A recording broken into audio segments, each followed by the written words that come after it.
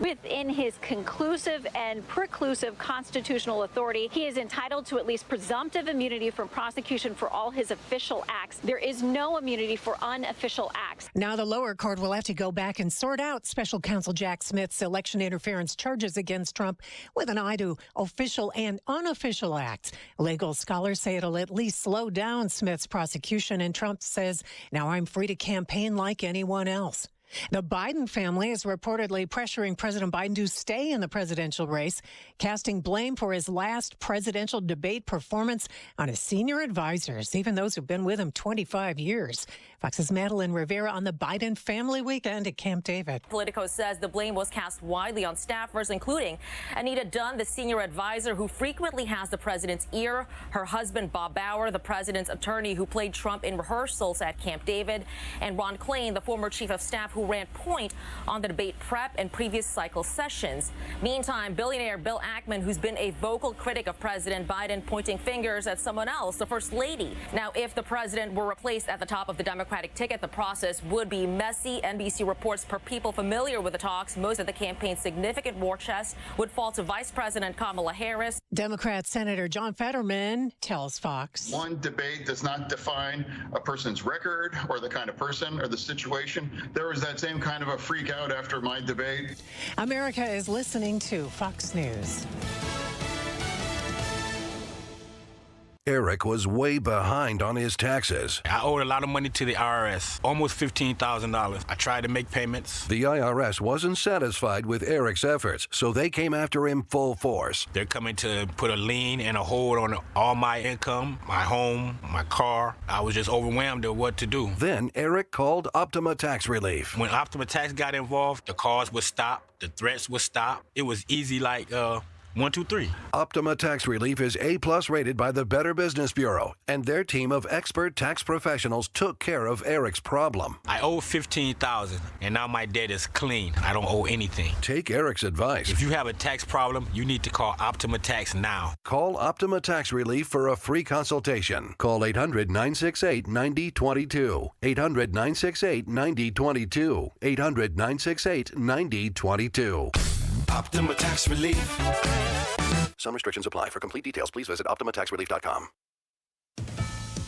Today is July 1st. Sometime in the next 2 weeks before the GOP convention, Donald Trump will announce his VP pick. Fox's Christina Coleman. There are lots of reports that Donald Trump plans to announce who he will choose as his running mate before or during the Republican National Convention, which starts on July 15th in Milwaukee, so just days away. So these VP candidates could be in the home stretch. The reported top contenders include Ohio Senator J.D. Vance, North Dakota Governor Doug Burgum, and Senators Marco Rubio of Florida and Tim Scott of South Carolina. They have been out in full force showing support for Donald Trump in plenty of TV interviews. There was also some buzz over Virginia Governor Glenn Youngkin, who joined forces with Trump on Friday at a rally in Virginia. The crowd was fresh off the debate and very fired up. They chanted Vice President when Youngkin took the stage, and Trump praised the governor's work. On this Independence Day week, American military bases across Europe on high terror alert. U.S. military bases across Europe on high alert right now over concerns of a possible terrorist attack. A U.S. defense official telling Fox News there is credible intel that an attack could happen over the next week or so. The level of force protection has now been raised to its second highest level. The bases include U.S. Army garrison in Germany, where U.S. European Command is headquartered.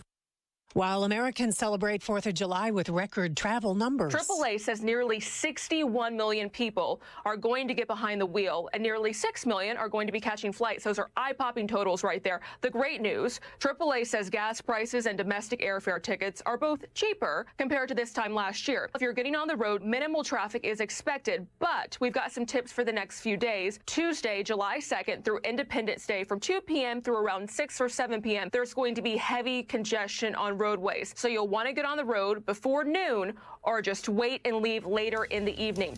And that's Fox's CB Cotton. I'm Therese Crowley. This is Fox News. Air Comfort Service, heating, cooling, and insulation. Weather. Chief Meteorologist Dave Murray. Oh, it's another delightful day to start the month of July. Plenty of sunshine, almost chilly this morning. Delightful this afternoon. 82 low humidity. Tonight, clear skies, 70s for evening plans. 59 for the low on Tuesday, sunny skies. 94 Tuesday afternoon, but the morning's great and only moderate humidity in play as it slowly builds holds back. This is 97.1 FM Talk Chief Meteorologist Dave Murray. Thursday is the 4th annual Music for Fireworks special on 97.1. This is Ryan Wiggins. Join me for this Wiggins America special occasion of songs, speeches, we Americans haven't always been as fortunate as we are today, and slogans. Truth, justice, and the American way. From our nation's history, all set to complement your fireworks Thursday. Commercial free from 8 to 11. A Wiggins America special for your 4th of July. I'm Brian Westbrook with Coalition Life. More than 11 years ago, we set out to help women right here in St. Louis. Today, Coalition Life celebrates more than 3,500 clients served and thousands of lives saved since we began this mission with you. Each one is a miracle. Over the years, day in and day out, our team has walked alongside women facing the fear and challenges of an unexpected pregnancy. Through the support of this community, we have given them hope and a path to choose life for the children they carry.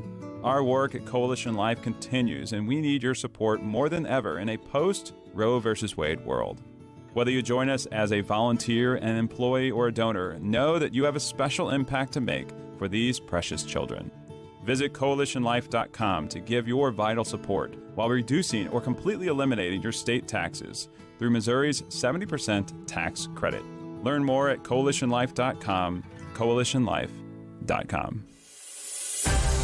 Breaking news. Thank you for tuning in to 97.1 FM Talk. A very, very big day coming out of the Supreme Court. Of course, that ruling, the releasing of rulings extended into July, which is not a normal occurrence because all eyes were on the immunity trial, the immunity ruling, for Donald Trump and presidential immunity. And we're pretty excited to report that Trump has immunity for official acts. That's the headline of this morning. Let's listen to Shannon Bream's latest recap. So, Kaylee, you heard it this morning. It breaks down this way. The court says there is absolute and presumptive immunity for a president for the official acts or core acts of his presidency. Now, they say that does not extend to criminal activity that is part of unofficial activity for a president. And here's the thing. A lot of people say, well, what about in this case? This is a rule for the ages, as Justice Gorsuch said they were writing. And Justice Roberts, the Chief Justice, writing in his opinion today, say this doesn't matter who's in the Oval Office, what their politics or policies are. This is the blanket finding that we're making. But they do talk a little bit about the various things that are charged in the indictment against President Trump, but say we can't make a finding on those about whether those fit into this official act or unofficial act because this case was expedited. We didn't have full fact finding, full briefing, all of those things. So those of you who are pushing for us to get this done quickly, here's your decision. But what it means, because we don't have that full record, is that it goes back to the lower court. And that means a delay. So if you're a supporter of President Trump, it's a win in that respect. But you have to remember that ultimately the court will probably get to a trial on these specific facts. So the long-term decision is still yet to be seen. The dissent very upset, saying that it empowers people to essentially take office and do whatever they want. The majority responding to that, repeatedly saying the doom and gloom that the dissent lays out for you today is not accurate. We're not saying that people can come in and commit criminal acts willy-nilly, but we are saying this is now our baseline. We send this back to the lower courts. So, Kaylee, just, it's a hurry up and wait situation now to see how this trial actually plays out. Shannon Bream reporting for Fox News there just moments ago, really summarizing the ruling that was taking place today. The dissent, of course, is a fiery dissent, and they fear the worst of what a president could do now. Trump gets all the immunity he asked for and more, is what they say. So let's get to the bottom of this Supreme Court ruling that we heard today that lets us know that Trump does have immunity for official acts, with some decisions yet to be made at a lower court. We want to go to an expert. Our friend Cully Stimson with the Heritage Foundation joins us now. Cully, thank you for giving us some time here, a little extra coverage on the Annie Frey Show. It's good to have you back on the show. Great to be back with you. Thanks. A big day, would you say, at the Supreme Court, and probably a pretty big day for Donald Trump's campaign for president here coming up in November. Yeah, I mean, every day is a big day at the court when they announce an opinion, but this one is a whopper because, everyone who participated in this case, and obviously they saw this at the oral argument itself, knew that this was going to be a opinion for the ages. And because when you're talking about presidential powers, that's always an opinion for the ages. And so I think, my friend Shannon, who laid out, in very quick and excellent summary of what happened at the court and what the majority opinion held, she's right. I mean, this is a good day for the presidency itself, regardless of who is in the office of the president, but also for Trump, because, they made an argument, which was the right argument, obviously, that, presidents should be immune from prosecution for their official acts.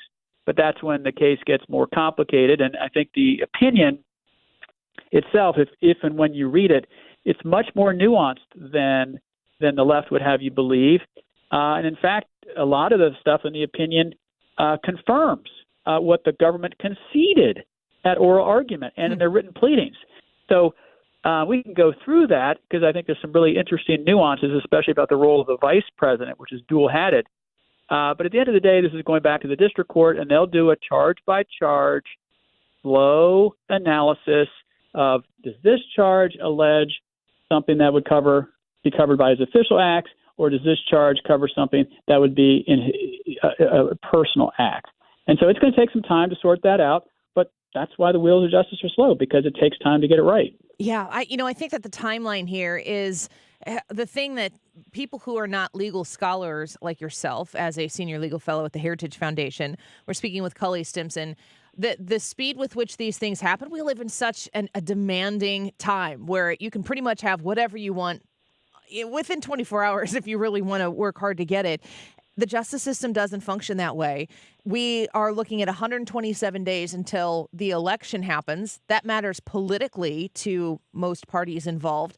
But what kind of influence should that calendar, that timeline of an election that's 127 days away, what kind of influence should that have on a Supreme Court making a monumentous ruling like they did today? Well, except for the opinion in Bush v. Gore, which was the contest about the hanging chads and whether or not Bush won enough votes in Florida to determine the 2000 election.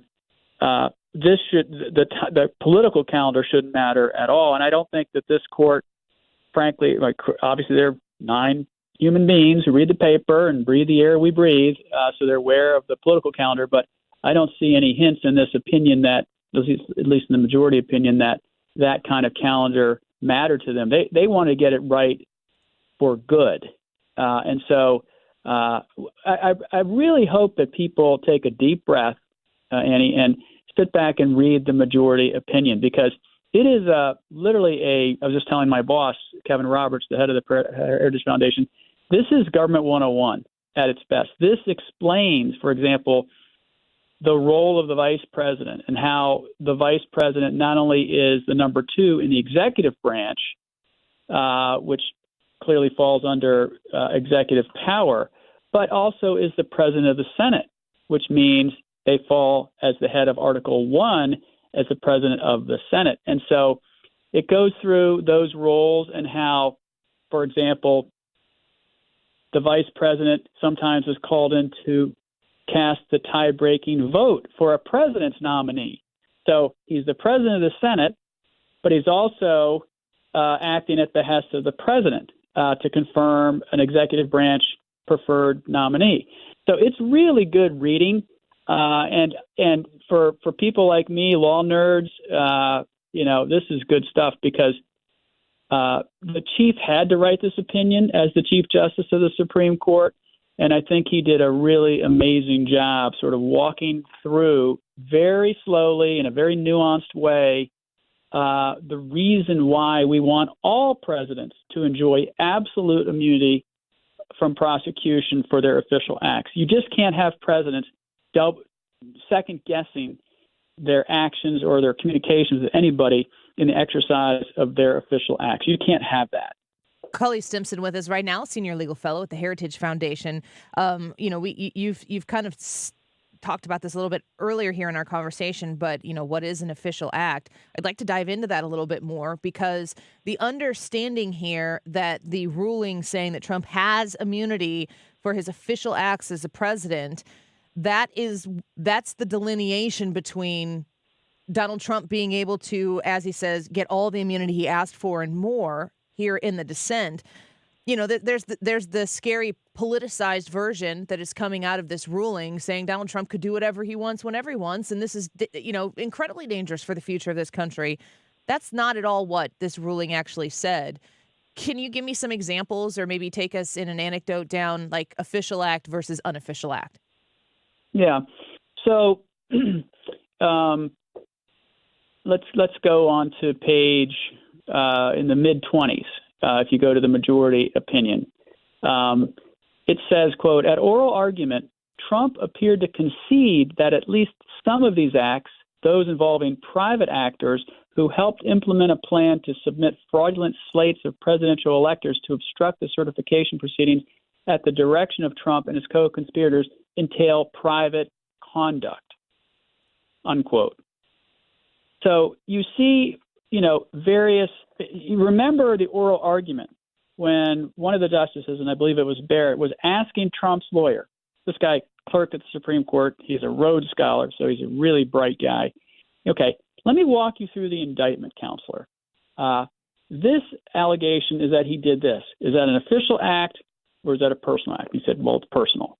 And she walked him through question by question on certain of the allegations in the indictment, and they conceded at oral argument that certain acts were personal in nature. But the Justice Department's own brief conceded that the president enjoys broad immunity, which the majority opinion talks about, in core presidential functions. Like, for example, you can say, as a matter of course, as a president, that I don't think that this election was carried out fairly. You can say that. You can't be prosecuted for exercising your First Amendment right. So there are numerous. Look, the way this opinion is written is it says essentially we are providing broad guidelines. In fact, they say on page 17, quote, we offer guidance on those issues below. Quote, certain allegations such as those involving Trump's discussions with the acting attorney general are readily categorized in light of the nature of the president's official relationship to the office held by that individual. Although we identify several considerations pertinent to classifying those allegations and determining whether they are subject to immunity, that analysis ultimately is best left to the lower courts to perform in the first instance, unquote. In other words, the Supreme Court is not a fact-finding body, and we're not going to abrogate our duties as the top appellate court in the country and do the fact-finding. Send it back down and inquire whether this act was official or personal. This act was official or personal. So justice takes time. It's not satisfying to the Google world, not satisfying to the millennials or the rest of the people who want an answer in 5 seconds, but this takes time. And so as a political matter, this case isn't going to be resolved this year, period.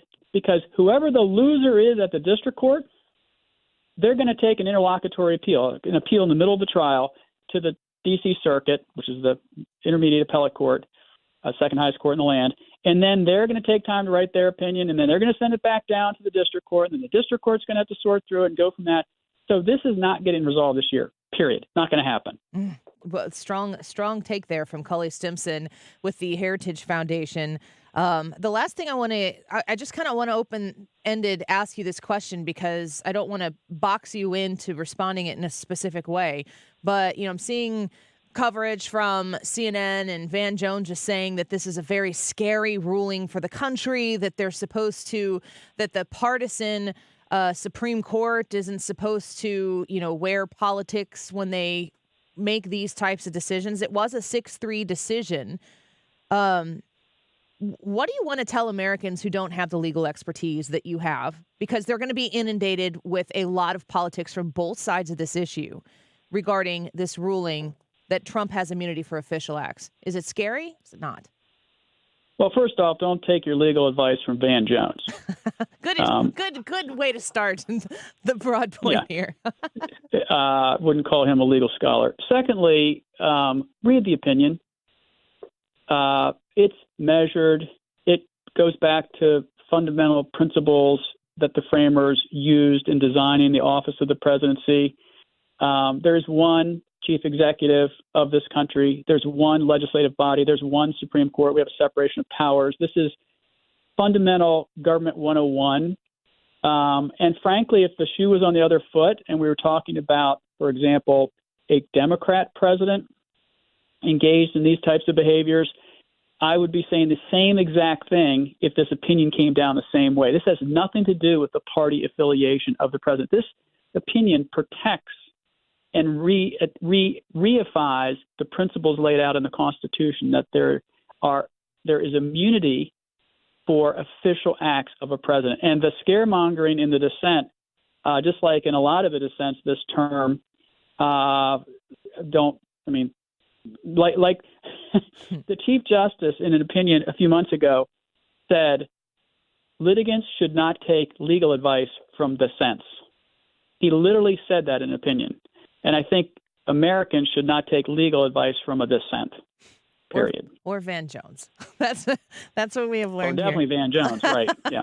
Cully Stimson, we're very grateful for your time today. It's a huge day, and your expertise is what folks like me and those individuals listening right now to 97.1 FM Talk need to cut through all the noise and get to the facts. We're grateful that you gave us some time today. Thanks, Annie. Appreciate it. Thank you so much. Bye-bye. Senior legal fellow at the Heritage Foundation, a former United States Navy JAG. That's pretty cool. He's also author of the book Rogue Prosecutors: How Radical Soros Lawyers Are Destroying America's Communities. If you're interested in that, check it out. Get his book, Rogue Prosecutors. Cully Stimson with us here on the Annie Frey Show to break down the landmark ruling earlier today. Trump has immunity for official acts.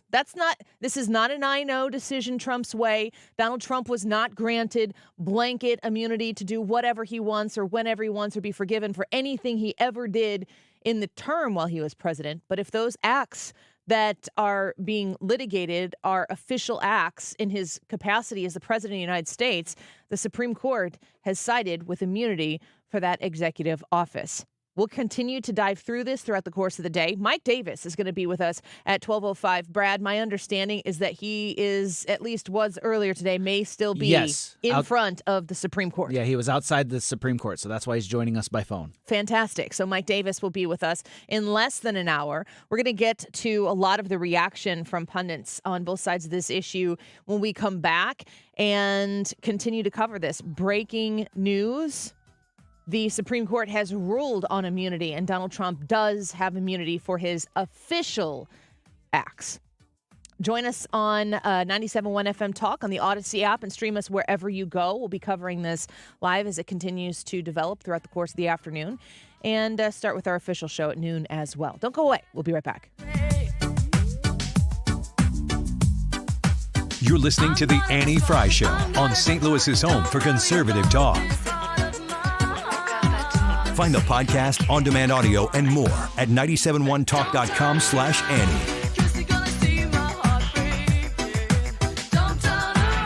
The Annie Frey Show on St. Louis's home for conservative talk. Al, thanks for calling the Annie Frey Show. What do you think of the debate?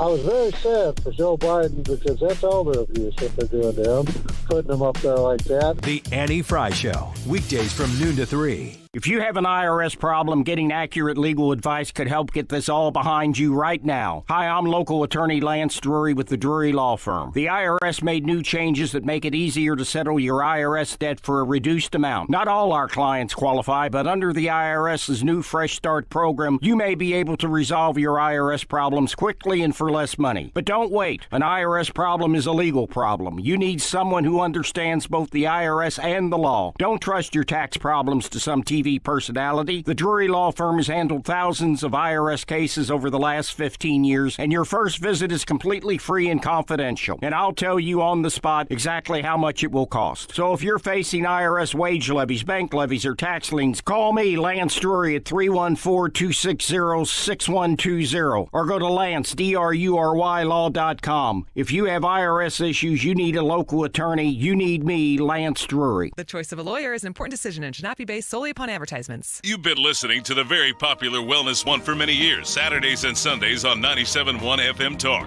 We're happy to share that we've expanded the show to 4 times a week. Yes, 4 times every weekend. Saturday at 10 a.m., Saturday at 8 p.m., Sunday at 9 a.m., and Sunday at 2 p.m. It's the same great show designed to cut through the nonsense and provide you a common sense, science-based strategy for a healthy life. So join TJ and Aaron for Wellness One. Now 4 times a week on 97.1 FM Talk. Is your old garage door a real clunker? Overhead Door Company of St. Louis is paying cash for your clunkers now. They'll haul away your old garage door and give you instant credit towards the new insulated door. $200 for the first garage door and $100 for each additional door. Cash in your old opener, too. It's cash for clunkers now at Overhead Door Company of St. Louis. Convenient, free in-home estimates. Schedule online at overheaddoorsstlouis.com or call 314-781-5200. The choice of a lawyer is an important decision and should not be based solely on advertisements. At Onder Law, we deliver big judgments for the little guy. Onder Law takes on the biggest industries and holds them accountable. Call today for a free review at 314 or 618-9000000. If you're looking for all the comforts of home plus some in a senior living community, check out Hampton Manor of Wentzville, just off the Lake St. Louis exit at Highway 70. They'll even treat you to lunch. Set up your appointment today and tell them Mark Cox sent you. WentzvilleAssistedLiving.com. More good news for Frederick Roofing, voted best roofing company by the St. Louis Post-Dispatch. For a hole in your roof or a whole new roof, Frederick Roofing. 314-645-2000.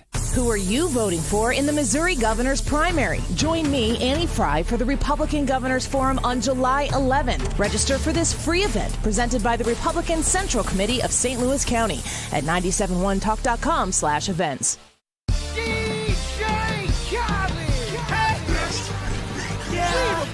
All I do is win, win, win, no matter what. Got money on my mind, I can never get enough. And every time I step up in the building, everybody hands go up. And they stay there, and they say yeah, and they say there. This is the Annie Fry Show.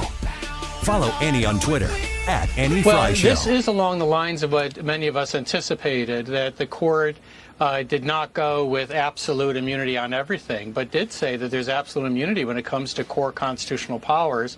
We're still going through the opinion to see if there's any assistance on where that line is to be drawn. This case is going to have to go back to the district court, which is going to have to try to sort of thread this needle to determine what in the case would not fall under these protections. But this is obviously a win for President Trump. So it's a political win for President Trump. There's Jonathan Turley on Fox News talking about what we have learned this morning regarding the Supreme Court ruling on presidential immunity. This is the big one. This is the one that everybody's been on the edge of their seat for June, even earlier than that, as we have been watching and waiting to see what is the ripple effect for the trials that Donald Trump faces right now. Should he have what his side, what his lawyers were arguing is presidential immunity for the things that they were levying against him. This is the lawfare, the boiling down of the lawfare that the Trump side alleges the Joe Biden Justice Department has pushed upon him in an effort to, if you don't, how long do you have to listen to Donald Trump before he says election interference? Not very long. It's a massive ruling, and of course, legal experts across the board are weighing in. Let's listen to Trey Gowdy.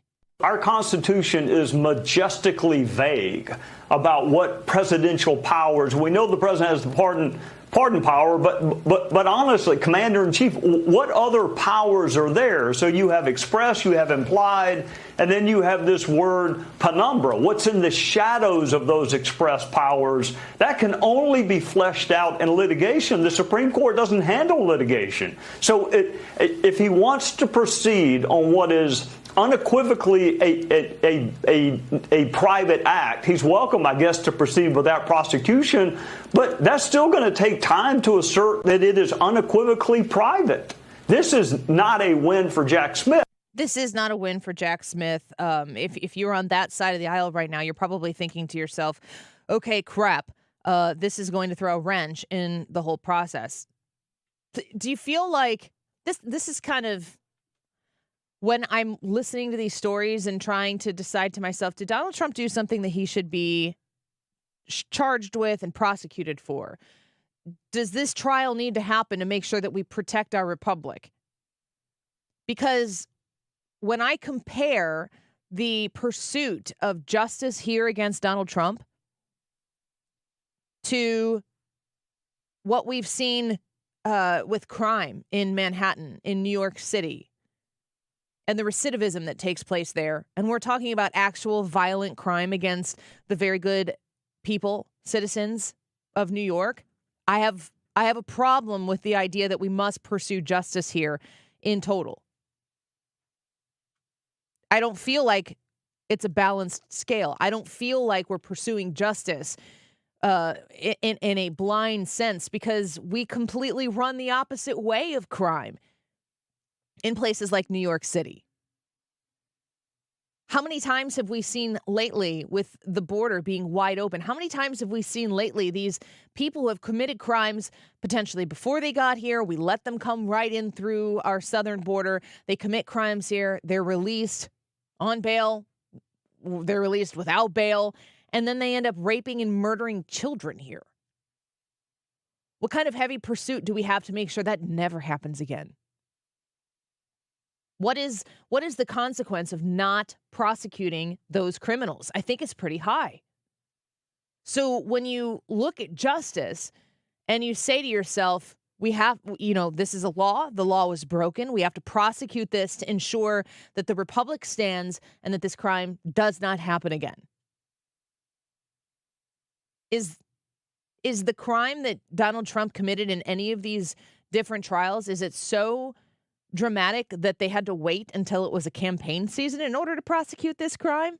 And then they, bite their nails to the quick because they aren't sure they're going to get the trial in before the actual election day, which is now 127 days away.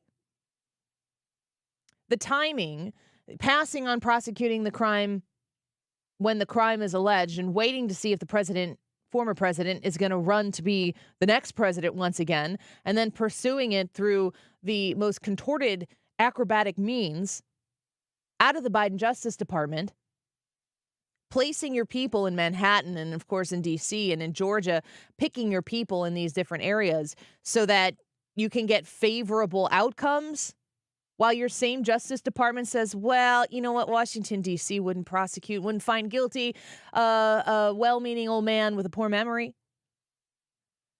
Spare me the justice is blind part. What is the Biden Justice Department protecting the American people, protecting the republic from when they prosecute these crimes against Donald Trump? It doesn't seem as though they're protecting the republic. It seems as though they're protecting their own power over the republic. And if that's the case, is it even a republic? Will Scharf reacted to this trial, and we're going to have him in studio Wednesday, I believe. So we asked for him, get in here as soon as you can. And he was like, how about Wednesday? We're like, as soon as you can? He said Wednesday. So here we are. He was on Fox News a little bit earlier with Sandra Smith reacting to the case. We're pretty excited this morning. I think this is about the absolute best decision we could have expected out of the Supreme Court.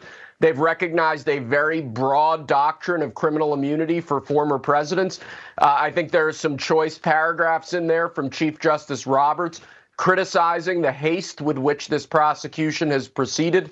We're excited to continue litigating these issues of presidential immunity. And I would say overall, it seems as though the Biden campaign of lawfare against President Trump has just been dealt a decisive blow by the U.S. Supreme Court. A decisive blow.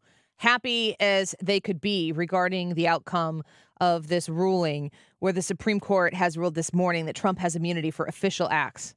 Let's listen to more from Will Scharf on Fox. We believe that the doctrine of immunity that the court recognized today is deeply embedded in our Constitution and our constitutional system and in case law dating back to the early republic. I think the Chief Justice's opinion reflects all of that. The only thing that's unprecedented that we're dealing with in America today is this unprecedented campaign of lawfare, these completely unlawful attempts to prosecute a former president, including in this case for his official acts in office. That's never happened before in American history. There's a very good reason why that hasn't happened before in American history.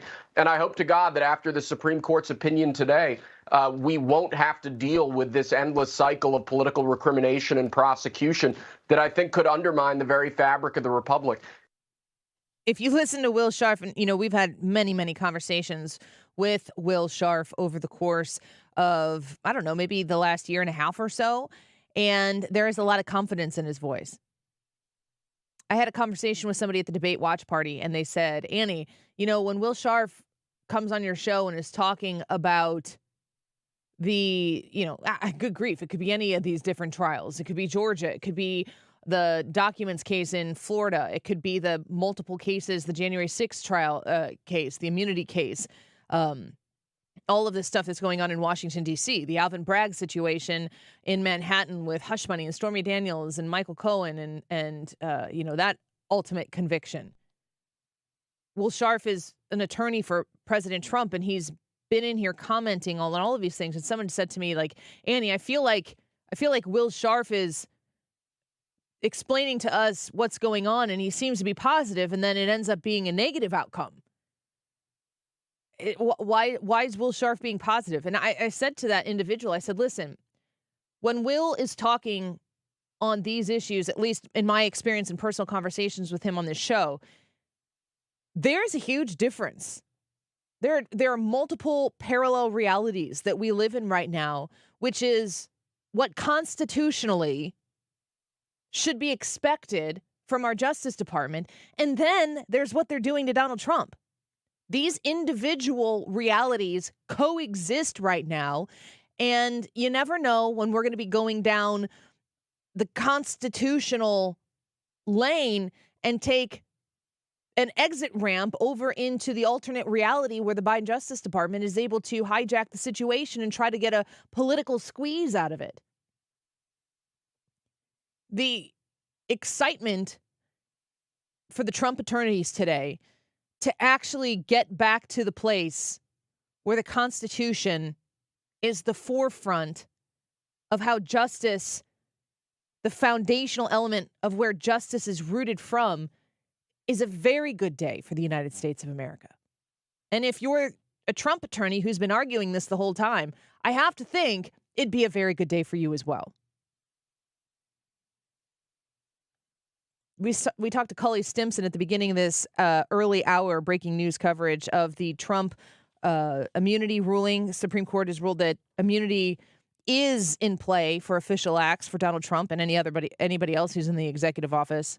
Cully Stimson broke down everything we need to know from an objective standpoint right at the beginning of this hour. Mike Davis is going to be with us at the beginning of the next hour. But if you listen to what Cully Stimson said, one of the key things that he weighed in here was that we shouldn't be taking legal advice from Van Jones. Yeah, look, I think Supreme Court is really hurting itself here. I mean, I think most Americans on either side would have preferred us getting some kind of finality around these cases. And what you see is the Supreme Court just dragging this out and dragging this out. They could have weighed in on all this stuff back in March and cleared the decks on this one way or the other. They didn't. They say, go through the whole process and you come back up here. Then they wait 60 plus days past the buzzer to give us this decision. The way it's structured, this thing is going to ping pong back and forth for 3 or 4 more years, maybe. It seems like they're doing Donald Trump a favor when they don't have to. So it's amazing, guys. It's amazing to listen to how it's not the root here for the Van Joneses of the world is not the Constitution. But what about Donald Trump? But you have to say it in like a super fevered, starting to itch the rash kind of voice. But what about Trump? What about right now? 127 days he could be elected president. It looks like it's going to be a landslide, and the president on the Democrat side of the aisle doesn't even know he's running again. What do we do? Yeah, but the Constitution. That's what won today. And it's not salacious. It's not exciting. The result, isn't it amazing that the result of today's SCOTUS ruling doesn't thrust the political realm heavily into one direction? It actually kind of goes, yeah, we're going to sit this one out. From a political standpoint, I could make the argument that the damage has been done against Donald Trump. They got their convicted felon. They got court cases all across the eastern seaboard against the former president, the former guy, the convicted felon. They've got that out of it. They've been able to elevate through this entire time the conversation surrounding January 6th, which we haven't even really talked in length about the massive Supreme Court ruling that came down last week that told everyone to tap their brakes on trying to make this J6 thing out to be what they politically have to have it be. If they don't have a slanted justice system, it sounds like they don't have anything. I could see why they'd be upset. It's a good thing the Constitution is still in play.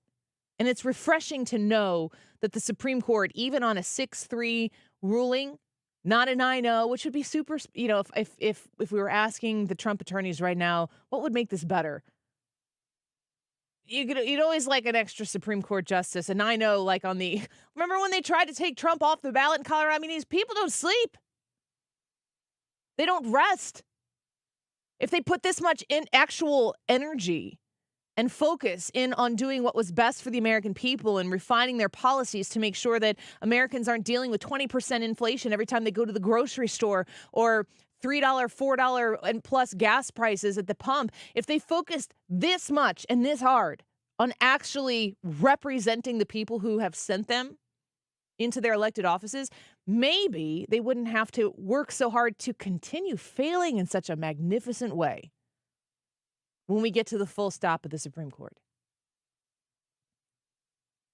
I think the ironic thing, or the something I find to be the most ironic about this release of rulings, this consecutive release of rulings from the Supreme Court, is how dramatically they have said, we're not going to be the activists here. They're kicking stuff back to lower courts like it's their job, saying you don't have standing here, to the left and to the right, saying you need to figure this out at the circuit level, pushing it back to make sure that you can't just jump to the Supreme Court and get the ruling you need politically so that you can have the political advantage you're going to anticipate come November. Consistently.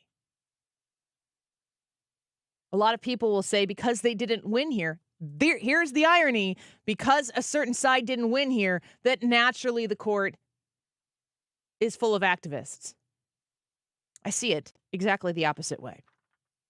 All right, when we come back, let's listen to more people who are not loving it today. We got Ryan Wiggins and Brad in here with us as well as we prepare to start the regular course of the Annie Frey Show here at noon. Mike Davis, who is the founder and president of the Article 3 Project, he's the one who says that he is going to engage in a reign of terror as the acting attorney general for Donald Trump. I don't think he's serious. No, actually, I think he's very serious, but I don't think it's going to happen. Maybe that's the way I should say it. He's fiery. He's got a great opinion. He's at the Supreme Court. So let's listen to Mike Davis in about 25 minutes from now.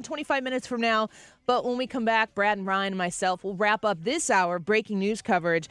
Trump has immunity for official acts, so says the Supreme Court of the United States. And now we see what happens next. We'll be right back. Got money on my mind, I can never get enough. This is the Annie Frey Show. Interact with Annie on Facebook. The Annie Frey Show. And they stay there, and they stay there, and they stay there. Jewels on Hampton in St. Louis Hills is paying some of the highest prices on gold, silver, diamonds, semi-precious colored stones, and fine watches on site.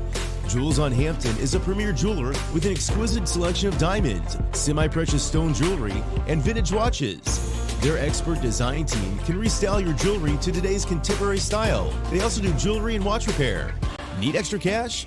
Jewels on Hampton is paying some of the highest prices on gold, silver, diamonds, semi-precious colored stones, and fine watches. Bring your collectibles and clocks, sports memorabilia, and figurines too.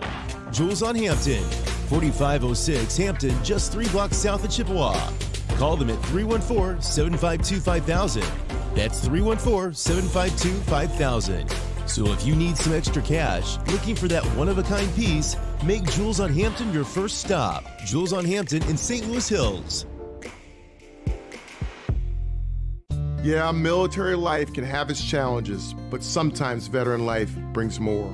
While serving in Iraq, an IED took both my legs, but it didn't take my spirit. As America's veterans face challenges, DAV is there. My name is Greg Gadsden, 26-year Army veteran. With the right support, more veterans can reach victories, great and small. DAV helps veterans like me get all the benefits they've earned, and that can be a life changer. DAV provides a lifetime of support to veterans of every generation, helping more than 1 million veterans each year. Today, I'm an entrepreneur, photographer, and public speaker. But there's more to be done and more victories to be won. With the right support, there are no limits. My victory is just being the best that I can be. Greg Gadsden, thank you for your service. May your victories inspire many more. Support more victories for veterans. Go to DAV.org. I'm William Shatner. I've been around a long time, but I'm truly humbled when I see the real battles our brave, paralyzed veterans have faced defending our freedom. And when they come home. I had just come home from serving over in Germany. Next thing I know, it was 3 weeks later. I was paralyzed. While parachuting with my platoon, my parachute didn't open, and I broke my neck. It left me paralyzed for the rest of my life. I was on a routine patrol, and we were in the desert of Kuwait, and the vehicle flipped and landed on top of me, which left me paralyzed from the waist down. Okay, folks, this is heroism. That's why I'm proud to support Paralyzed Veterans of America, because they've kept their promise to never leave a fallen soldier behind. A roof over their heads, accessible homes, cars, jobs, benefits. PVA has brought me back to life. Show them their sacrifice hasn't been in vain. Go to PVA.org to learn how you can make a difference. Young people are leaving foster care at the age of 18 with little support and few skills. The National Fund for Foster Children partners with individuals, businesses, churches, and civic groups to provide mentorship, training, and assistance to foster children. Teach a young person a new skill or help them with homework. You don't need to be a foster parent to help a foster child. To find out how you can help, go to fosterchildrenfund.org or contact us on Facebook, National Fund for Foster Children. If you use a smart speaker, you can listen to 97.1 easier than ever. Just tell it to play 97.1 FM Talk. Or download the Odyssey app for your phone and stream the station whenever, wherever.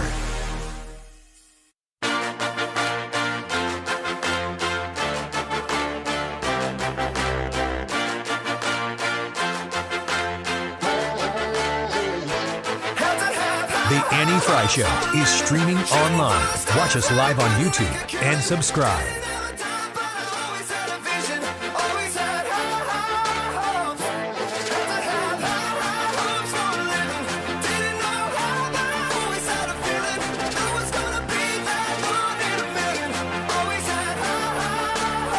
The Supreme Court imposing its judgment that principle, that we must have bold and decisive presidents, is more important than the principle that Justice Sotomayor is advancing, which is we should have presidents who obey the law. We should have presidents that obey the law, and the Supreme Court was like, nah. Yeah. Thanks, Andrew McCabe. I don't think that that's what happened today, but I could see why you would be butthurt about it. It's not a very nice ladylike thing to say, Annie. Well, okay, but accurate. I'll address that later. The ruling was interesting because they've obviously chosen to bring this out last in this session, and they could have done it at any time. You know, you played the Van Jones clip earlier. Boo-hoo. It was even what he's saying doesn't make any sense because he says, "Well, this is now going to take 3-4 years to work its way through the courts." However, he's mad that they didn't issue it in March, as if that would have changed anything. Yes, it would change everything. They'd have to reconfigure how they were going to prepare to get these actual trials in play before we're 127 days away from the election. The only thing, this is how you know that it's not justice. The only thing that matters is the timeline, because the only thing that matters is beating Donald Trump in November. Listen, folks, man, this just chafes me. They didn't have to wait this long to prosecute these crimes. They could have done it right away. We're talking about January 6th, 2021. That's like 6 days into 2021. That's almost 2020. That's a long time ago. Remember COVID? We were still wearing masks at that time. We're probably still wearing masks in Illinois. I'm not. This is a long time ago. The Justice Department was like, should we? Shouldn't we? Should we? Shouldn't we? Donald Trump's running for president again? We should. We should. Oh, yeah. This is the bottom line here. The reason why they're doing it is it's political.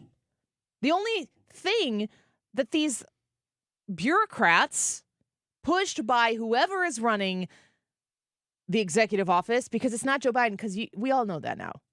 We all knew that before. But we really were reaffirmed last week that Joe Biden's not in charge. Gosh, I could do a whole show on Joe Biden. I won't right now. The idea that they would, Hey, now. The idea, to quote a man, that they would wait this long to prosecute this is a clear piece of evidence that it's just about politics. It's not about justice. If it were about justice, they would have done it from the jump. But they didn't. Our YouTube live chat poll for today, which we'll dive in a little bit more here in the 12 o'clock hour when the official show starts, as opposed to this just extra breaking news coverage where we wanted to get Cully Stimson in at the beginning of the show, is to grade the last week in politics. A, B/C, D, and F. It's been a good week. If you go to the Annie Fry YouTube channel and you look at the live broadcast for today, you can give it a grade. We'd like to know why you voted the way you did. We don't need to go through our answers to this right now, but I mean, Donald Trump's going to have a little extra pep in his step, I think, right now. Yeah, I don't know if you watched his rally at all on Friday, but he did. On Friday, he was speaking at, I don't know where he was. I think he was in Virginia. But he was off script. I was telling Brad, I think this was probably close to the end of the day on Friday. Man, are you paying attention to this? Because he had his teleprompter stuff up, but you can tell when he goes off script, he was mostly off script. That's just the way it was at the State of the Union. They didn't give him the same thing for the debate. And one of my favorite tweets that I saw that night, I couldn't quit Twitter that night. It was just too good. But someone's like, I think they gave Biden the placebo. Makes me laugh every time I think about it. These rulings from the Supreme Court are really pulling the rug out of the plan. Like, this was supposed to go a certain way, and it doesn't matter if the ruling, if there was a conviction that was not arrived at before Election Day in November, if the prospect... How many times did we hear? 92 felonies. I don't know. Scooter, how many times was it? Remind me. The amount of times that you would hear from your favorite liberal friends, X amount of felonies, X amount of felonies, X amount of felonies, charged with this many felonies, charged with over and over and over again. I mean, I want to buy a billboard in St. Louis and just put up here are the talking points for today for you people who want to not continue living under that's 20% inflation and, not being able to put money in your savings account, having to swipe your credit card. If you're tired of doing that, just know that your lefty friends who are unwilling to relinquish power, that's the only thing that matters. Today, we're saying that all Donald Trump did was lie at the debate. Imagine making the argument for Donald Trump needing to step down after the last debate. Some people are like, he showed clear signs of dementia. And it's like, I can't with you people. Oh, man. I cannot with you people. Wow. I think Nancy Pelosi was one of them. And you listen to what they're saying at you, and you're like, that's not reality. You could be thinking to yourself, I don't even like this guy, but that's not true. How dumb do you need me to be? Dumber than I am. And the talking point for post-debate is that all Donald Trump did was die. Or, excuse me, all Donald Trump did was lie. That's the He's Joe okay, Biden everybody. He's point. okay. All Joe Biden had to do was not die. All Donald Trump did was lie the whole time. And the reason why I said that is because the biggest lie I've ever heard the most egregious lie I've ever heard a politician ever utter, ever, in the history of my time covering or paying attention to politics, is the egregious sin of Joe Biden saying nobody died. No troops died during his term in office. Imagine being the mother of one of those 13 people in Afghanistan who are not here to see this debate because of Joe Biden. And imagine just being forgotten so that Joe Biden can make a senile point against Donald Trump. Imagine that. Imagine the scenario where the roles are reversed and Donald Trump says something so egregiously deceitful. It's not false. It's deceitful. They are deceiving you. They are engaging in deceit against you because they need something from you that the truth will not give them. I would imagine before the debate even happened, the talking point on Donald Trump was he lied the whole time because they've already sown the seeds to make sure that that looks like it bears fruit in the future. They've already made him out to be the liar in chief over and over and over again. And all Joe Biden does is lie. He makes stuff up on the fly. He doesn't even know when he's lying anymore because he tells so many lies he doesn't remember what the truth is. Doesn't help when you don't have a memory to begin with. If Donald Trump said things during the debate that are factually, technically untrue, I have no problem with correcting him. If he gets a statistic wrong, correct him. That's fine. The technicalities, I went through the whole CNN list of things this weekend. The technicalities of what they're fact-checking Donald Trump on, not a single one is even in the realm of deceitful egregiousness, as Joe Biden saying he didn't lose any troops on his watch. It's near an unforgivable sin, in my opinion. Supreme Court rules that Trump has immunity for official acts. Did you get a response back from Mike Davis? Okay, we got Mike Davis coming up next. He's at the Supreme Court. We're going to react to the Supreme Court ruling, among other things, here on the Annie Frey Show when we come back. And the YouTube live chat poll grade the last week in politics. Love to see what you have to say. Annie Frey YouTube channel. Regular show starts in a minute. Mark Cox here. Did you know the Rockwood School District is a great place to work? They're currently hiring school bus drivers, cafeteria workers, and custodial staff, as well as summer positions for mowers and landscapers. They have openings in Adventure Club, which is before and after school care. They offer competitive pay, flexible work hours, and a rewarding work environment. Discover the Rockwood Advantage and join an amazing team. Go to rsdmo.org/jobs. That's rsdmo.org/jobs. Are you tired of feeling sick and tired? I'm Dr. Nick Barnes of Health from Within Family Chiropractic. Our simple 5-step approach aligns your health naturally. We correct spinal abnormalities to maximize nerve supply, focus on pure and simple nutrition, exercise and oxygen, mindset, and minimizing toxins in your body. Transform your health today with Health from Within, conveniently located on Manchester in Rock Hill, or online at healthfromwithinstl.com. We all hear the radio ads about the IRS. They tell you to be afraid, to be scared, and they try to frighten you into calling. I'm not here to do that. Tax Relief Advocates is different. TRA is here to tell you that if you owe money to the IRS, whether it's $5,000, $50,000, or $500,000, we have a solution. It doesn't matter if you're sitting in your car, at work, or with your kids. No matter where you are, call now. 800-699-1059. Don't lose hope. TRA can eliminate or reduce what you owe to the IRS. Generous programs are now available that can give you a fresh start. Our passion is taxes and helping individuals fix their IRS problems. We have over 1,000 5-star reviews on Google and an A+ with the Better Business Bureau. You don't need to be afraid of the IRS any longer. End your tax nightmare today by visiting us online at TRA.com or call 800-699-1059. That's 800-699-1059.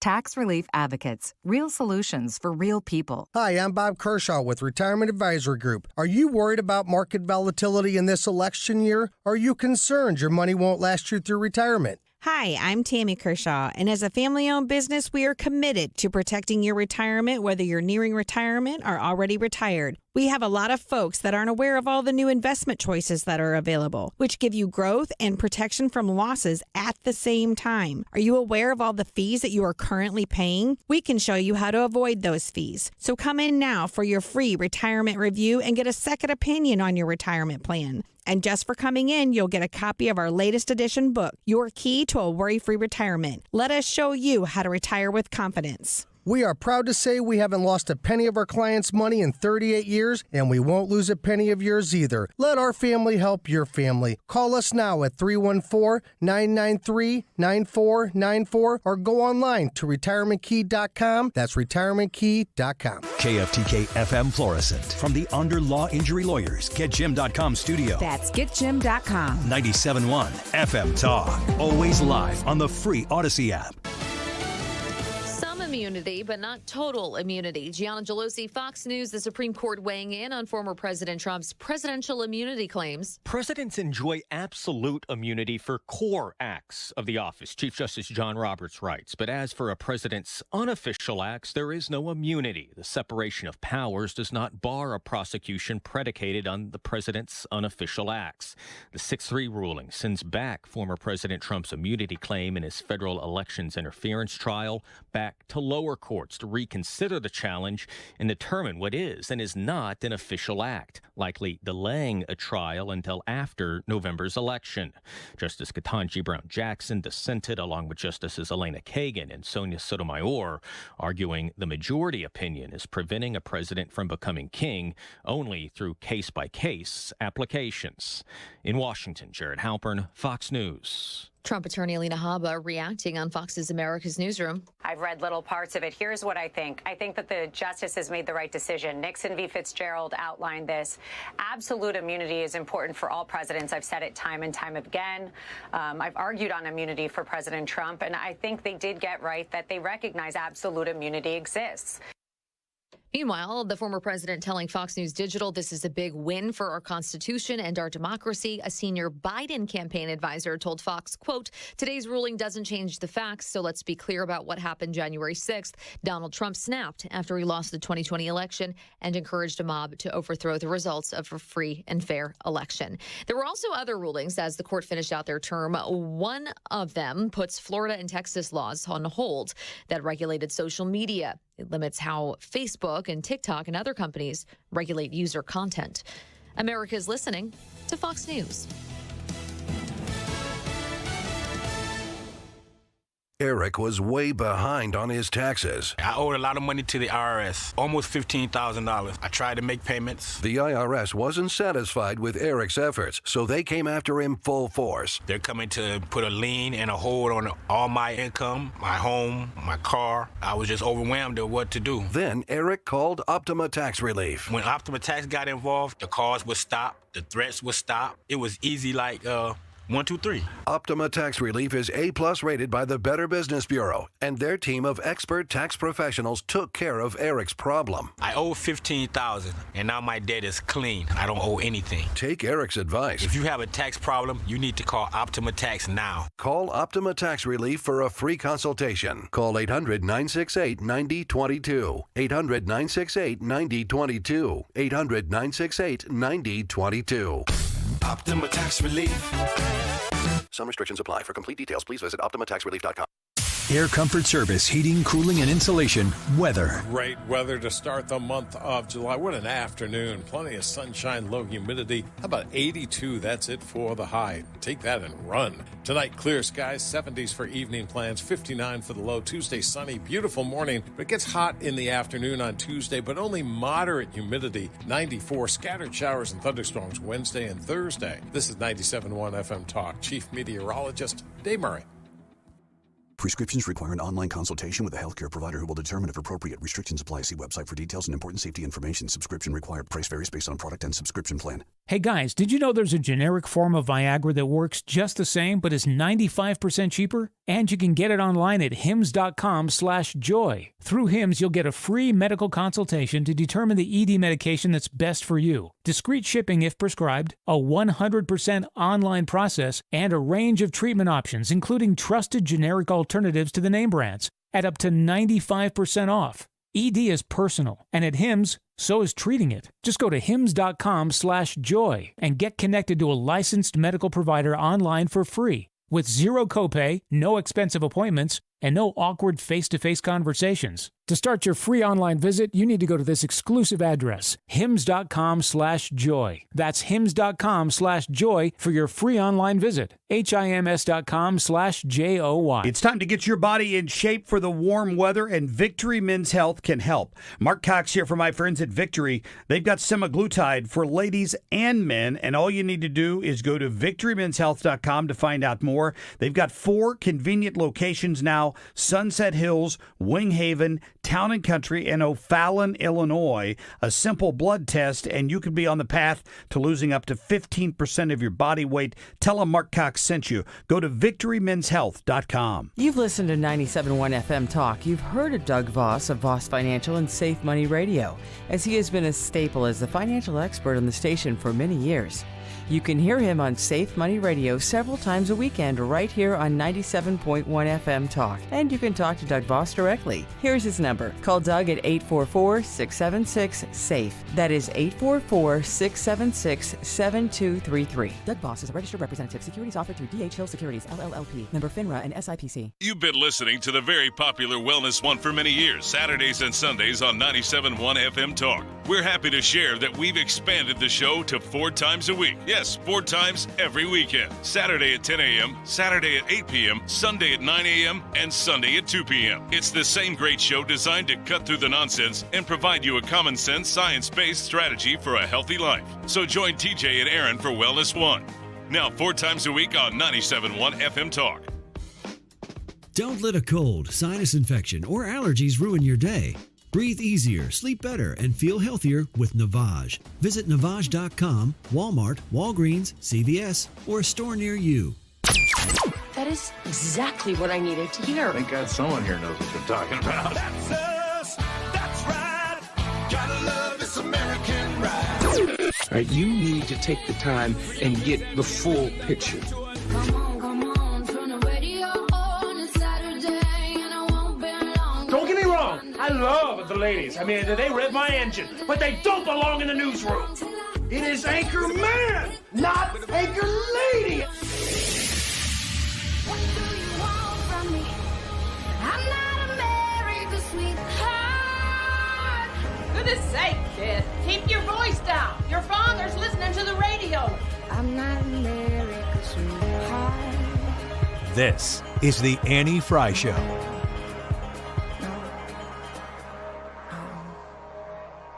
We're pretty excited this morning. I think this is about the absolute best decision we could have expected out of the Supreme Court. They've recognized a very broad doctrine of criminal immunity for former presidents. I think there are some choice paragraphs in there from Chief Justice Roberts criticizing the haste with which this prosecution has proceeded. We're excited to continue litigating these issues of presidential immunity. And I would say overall, it seems as though the Biden campaign of lawfare against President Trump has just been dealt a decisive blow by the U.S. Supreme Court. The lawfare against Donald Trump and a decisive blow. That's Will Scharf. He was on Fox News a little bit earlier this morning. Let's get to the headline of the day. Fox News reports that the Supreme Court ruled Monday in Trump v. United States that a former president has substantial immunity from prosecution for official acts committed while in office, but not for unofficial acts. In a 6-3 decision, the court sent the matter back down to a lower court as the justices did not apply the ruling to whether or not President Trump is immune from prosecutions regarding actions related to efforts to overturn the results of the 2020 election.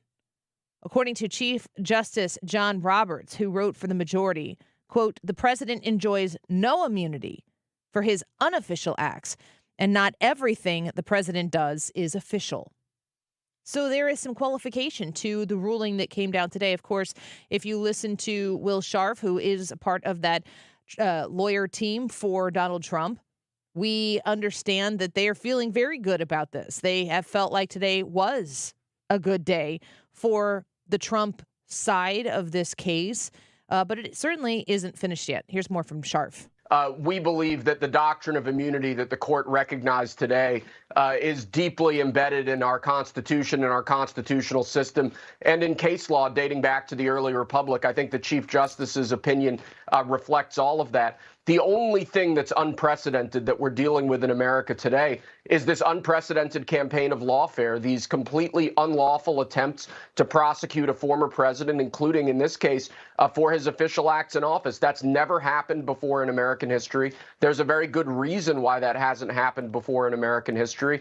And I hope to God that after the Supreme Court's opinion today, we won't have to deal with this endless cycle of political recrimination and prosecution that I think could undermine the very fabric of the republic. It is a dramatic resetting of the table for the lawfare moment that we are in right now. And ironically, if the polls bear out and Donald Trump is to win in November, Brad, what do we continue to hear about the dangers of what Donald Trump could do, the retribution against his enemies? I mean, the leveling of the playing field here, from a justice standpoint, I think is encouraging. I have seen. I keep thinking about that, and I saw a tweet, and I wish I could remember who tweeted it because I'm stealing it right now. It's like their arguments would be a lot more persuasive if they would stop using what they're already doing to try to damage Trump. Yes, completely. So let's recap here from the top here. Shannon Bream summarizing today's news. It does find this. Under our constitutional structure of separated powers, the nature of presidential power entitles a former president to absolute immunity from criminal prosecution for actions within his conclusive and preclusive constitutional authority. He is entitled to at least presumptive immunity from prosecution for all his official acts. There is no immunity for unofficial acts. So no immunity for unofficial acts, substantial immunity for those while he is acting out the office of the president. Let's get to our next guest. Excited to have Mike Davis back with us. Of course, you know him as the founder and president of the Article 3 Project. Very, very familiar, intimately familiar with the goings-on at the Supreme Court. Mike Davis, thank you for being with us here today. It's a pleasure to have you with us. Mike, can you hear us okay? There you are. Mike, can you hear us okay? All right, I'll put him on hold and we'll make sure that we can get his connection sorted out there. As we go and we look at what these individual people are reacting to this moment and understanding the culmination of a lot of time spent in the political investment in the outcome of this ruling, there's obviously a political outcome and there's a constitutional outcome. Van Jones reacted today. Yeah, look, I think the Supreme Court is really hurting itself here. I mean, I think most Americans on either side would have preferred us getting some kind of finality around these cases. And what you see is the Supreme Court just dragging this out and dragging this out. They could have weighed in on all this stuff back in March and cleared the decks on this one way or the other. They didn't. They say, go through the whole process and you come back up here. Then they wait 60 plus days past the buzzer to give us this decision. The way it's structured, this thing is going to ping pong back and forth for 3 or 4 more years, maybe. It seems like they're doing Donald Trump a favor when they don't have to. So Van Jones is very frightened about the activist nature of the Supreme Court, thinks that they're advocating for Donald Trump politically. I think a lot of people have a different thought on that. Okay, let's get to Mike Davis, the founder and president of the Article 3 Project, familiar with the Supreme Court, very, very much so. Mike, thank you for being with us here today. It's good to have you. I'm doing very well, and thank you for having me. Yeah, it's a good day, I think, for people who want to see lawfare take a back seat in Washington, D.C., where you are located right now. What's your reaction to the ruling that Trump has immunity for official acts as the president of the United States? This is a monumental decision by the Supreme Court, one of its most important decisions ever, because this is so much bigger than Donald Trump. This is about the presidency. The holding is that the president of the United States, any president of the United States, is immune from criminal prosecution for his official acts, not his personal conduct, his official acts. And if the Supreme Court did not rule this way today, does that mean the Trump 47 Justice Department can prosecute President Obama for capital murder, for drone striking to American citizens? Does that mean the Trump 47 Justice Department can prosecute President Biden for his illegal mass parole of illegal immigrants to our country and the resulting crimes? Does that mean the Trump 47 Justice Department can prosecute George W. Bush for lying about weapons of mass destruction and the resulting hundreds of thousands of deaths in Iraq? The Supreme Court correctly held that there's presidential immunity, just like there's immunity for members of Congress for their official acts, just like there's immunity for federal judges for their official acts. I want to ask you about some of the coverage and wording that I've consumed here as of this morning, that the Supreme Court is not going to infer intent in actions of the executive. And I want to ask you about what that means, especially in a time where there is a foregone conclusion about everything Donald Trump does, from the activist left and those people who exist in the bureaucracies of the Department of Justice. They already know that Donald Trump is evil. They know everything he does is evil. So all of these other things kind of fall in line. And the Supreme Court came out today and said, we're not going to assume intent in any way, shape, or form when judging on these acts. How important is that for Donald Trump's ability to achieve justice?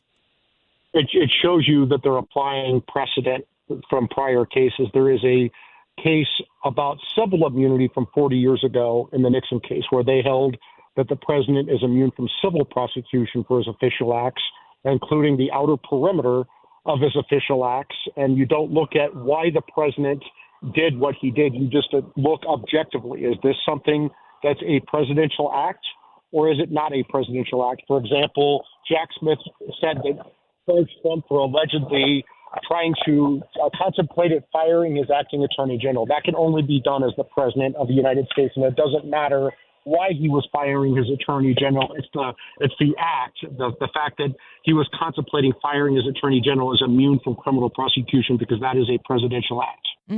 We're speaking with Mike Davis. He's the founder and president of the Article 3 Project. I encourage you to go to article3project.org to see more of what he and that institution is doing.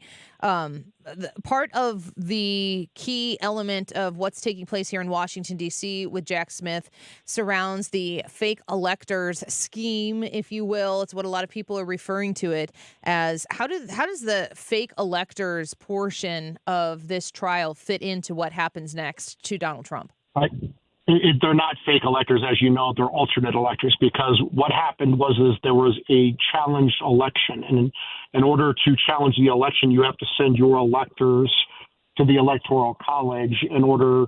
And so if you prevail on your legal challenge, you have people there who can actually vote for you. Fake electors would mean that Rudy Giuliani had the real electors tied up in his trunk and sent in the fake electors with fake IDs. That's not what happened. Remember, Democrats objected to Republican wins in 1960, 1968, 2000, 2004, 2016. You didn't see them getting charged with a bogus legal theory because they objected to the election. And that's what now the D.C. Obama judge Tanya Shucken is going to have to decide, what she should have decided in the first place, but she was too partisan and dumb to do this. What does Jack Smith allege that Trump did in his official capacity? For example, firing his acting attorney general versus in his personal capacity. There's going to be an evidentiary hearing on those issues. That ruling by Chutkan's immediately appealable again to the D.C. Circuit and to the Supreme Court. The bottom line is this case is not going to trial before the election. Trump's going to win. His attorney general is going to dismiss this thing, and this thing is going away.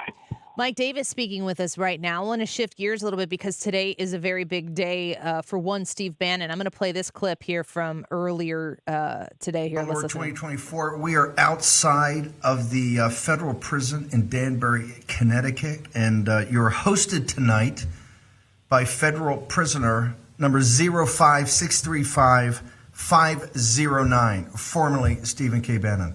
My co-hosts tonight are Jack Posobiec and Charlie Kirk. I want to thank Turning Point USA for helping us put this on. Of course, Real America's Voice, Rob Sig, Parker Sig, the entire team in Denver and everywhere. I really want to thank everybody. So Steve Bannon is going to federal prison. I want to know, Mike Davis, what your legal opinion is of what is happening to Steve Bannon. Why is he going to jail? Such a high-profile person who's had such great influence on the Trump campaign. Why of all of the people that the left chooses to prosecute, why is Steve Bannon going to jail? President Biden and Merrick Garland want Steve Bannon in jail because he is the leading voice of the MAGA movement. He is the general of the MAGA movement, and they want him in jail for the next 4 months before the election instead of getting out there and making the case for President Trump. This is political persecution. It's political prosecution. We've had constitutional executive privilege going back 250 years to George Washington. So presidents can get candid advice from their advisors inside of government and outside of government. And the Biden Justice Department, President Biden and his Justice Department eviscerated that. And these House Democrats held Peter Navarro and Steve Bannon in contempt of Congress after Trump claimed executive privilege. And what that means is while they did this, while they went after Navarro and Trump, Merrick Garland gave amnesty to Hunter Biden, who had no privilege, who did a drive-by press conference instead of responding to a subpoena. You also saw that Merrick Garland gave himself a get-out-of-jail-free card when Merrick Garland refused to comply with the subpoena for Rob Hur's tape of his conversation with Biden after Garland produced the transcripts. He refused to produce the tape. That is a frivolous claim of executive privilege. So when Trump's back in office, Merrick Garland must face prosecution for contempt of Congress. So should Hunter Biden. In the meantime, House Republicans should hold Merrick Garland in inherent contempt of Congress, have the House Sergeant at Arms go arrest him and put Merrick Garland in the Capitol jail. Mike Davis, thank you for being with us and sharing your insight on today, a very historic day in our Supreme Court for our nation, for our Constitution. We appreciate your insight. Thanks for being with us. Thank you. Thank you. Bye-bye. Mike Davis, founder and president of the Article 3 Project. He's a former chief counsel for nominations at the United States Senate Committee on the Judiciary, former law clerk for Justice Gorsuch, at MRDDMIA. On Twitter, if you want to go check them out, Article 3 Project as well. Let's take a quick break. When we come back, the YouTube live chat poll for today is grade the last week in politics. We have had a wild ride. Do you remember when AOC was hopping all around Jamal Bowman's campaign speech, and he's like, we're going to tell them who the F we are, blah, blah, blah. And then they were like, no. And then he lost. It's kind of the start of all of this. Don't you think? Let's get a quick break in here. We'll be right back. This is the Annie Fry Show. Find the podcast, on-demand audio, and more at 971talk.com/Annie.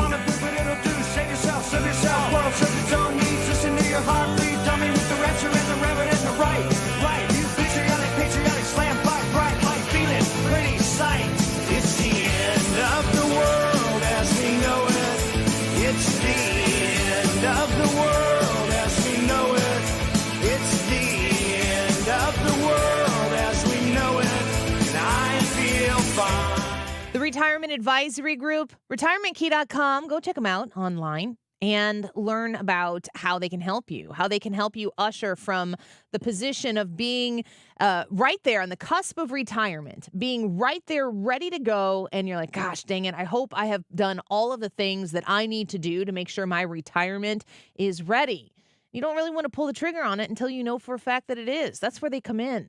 When you schedule a no-cost, no-obligation retirement review with the Retirement Advisory Group, 314-993-9494, you're going to sit down with them. They're going to talk to you about how they can create a structured, personalized income plan for you. When retirement comes, it wipes away all of that anxiety and that fear that exists in the unknown. You won't have to deal with that with the Retirement Advisory Group because they're going to position you for success, for understanding what's next, and to make sure that you can have a worry-free retirement like the rest of the people who they have worked with. 314-993-9494, retirementkey.com. Summer is right here now.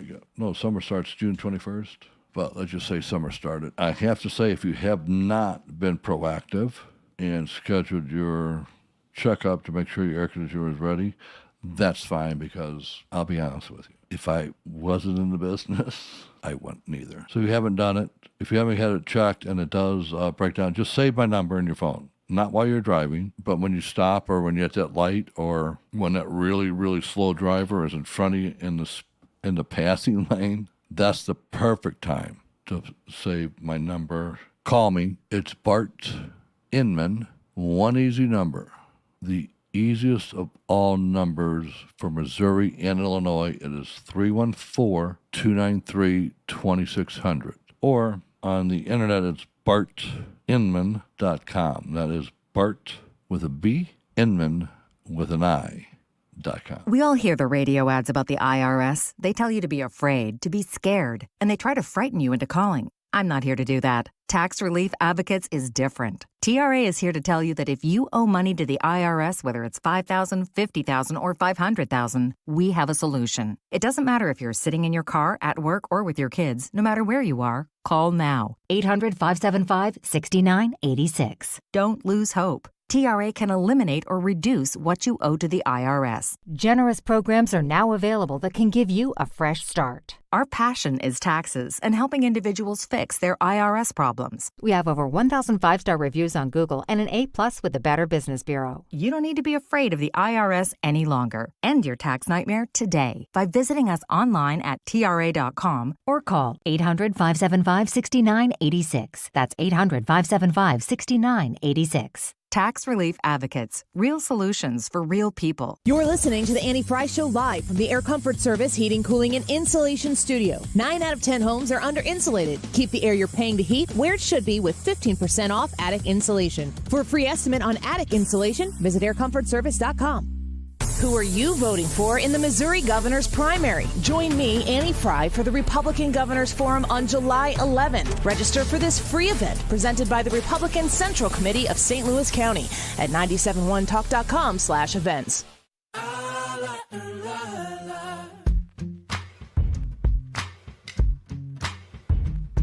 This is the Annie Fry Show. Follow Annie on Twitter at Annie Fry Show. She said, don't you worry if I disappear. I told her I'm not really looking for another mistake. I called an old friend thinking that the trouble would wait, but then I jumped right in. Welcome back to the Annie Fry Show. Big ruling today out of the Supreme Court. Trump has immunity for official acts to be separated from the acts that don't have to do with the office of the president.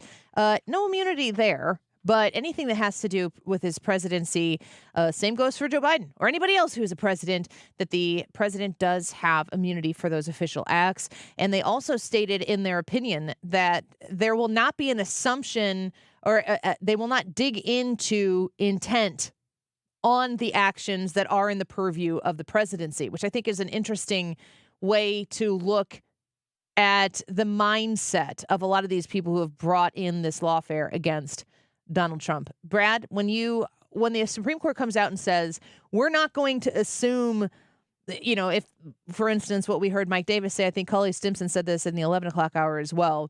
If the president says, I'm going to fire the attorney general, that's in his purview as the president of the United States to fire the attorney general. If there is a reason why the president is going to fire the attorney general that might be politically advantageous to him or whatever, if it's in the purview of his office of the presidency, they're not going to. You could prove the intent was bad. You could maybe prove that let's just say President A finds out the attorney general is sleeping with his wife, so he wants to have him offed, and so he can fire him or whatever. If you can prove that the President A was like, I'm going to kill that B word. And can I say that word? I almost did. I'm going to kill that guy. He slept with my wife, and I'm going to kill him at 10 p.m. tonight in the library with a candlestick. And then that's what happens. You could say, this doesn't have to do with his official acts. But if he fires the attorney general and the attorney general serves at the pleasure of the president, it's an official act. So when you understand that the Supreme Court has said that they are not going to infer intent when it comes to determination of official acts and why the act took place, it's quite a place to be if you have a presupposition that Donald Trump is inherently evil and out to destroy everything that you deem worthy to be good. Yeah, it's a huge presupposition.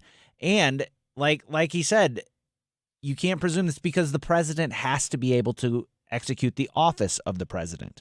You can't look at him doing whatever it is he does. And I always use the example of Barack Obama whenever he ordered that drone strike to kill a terrorist. He was acting in the interest of the country. But in the process of acting in the interest of the country, there happened to be a U.S. citizen who I think was even a minor that was killed in that drone strike.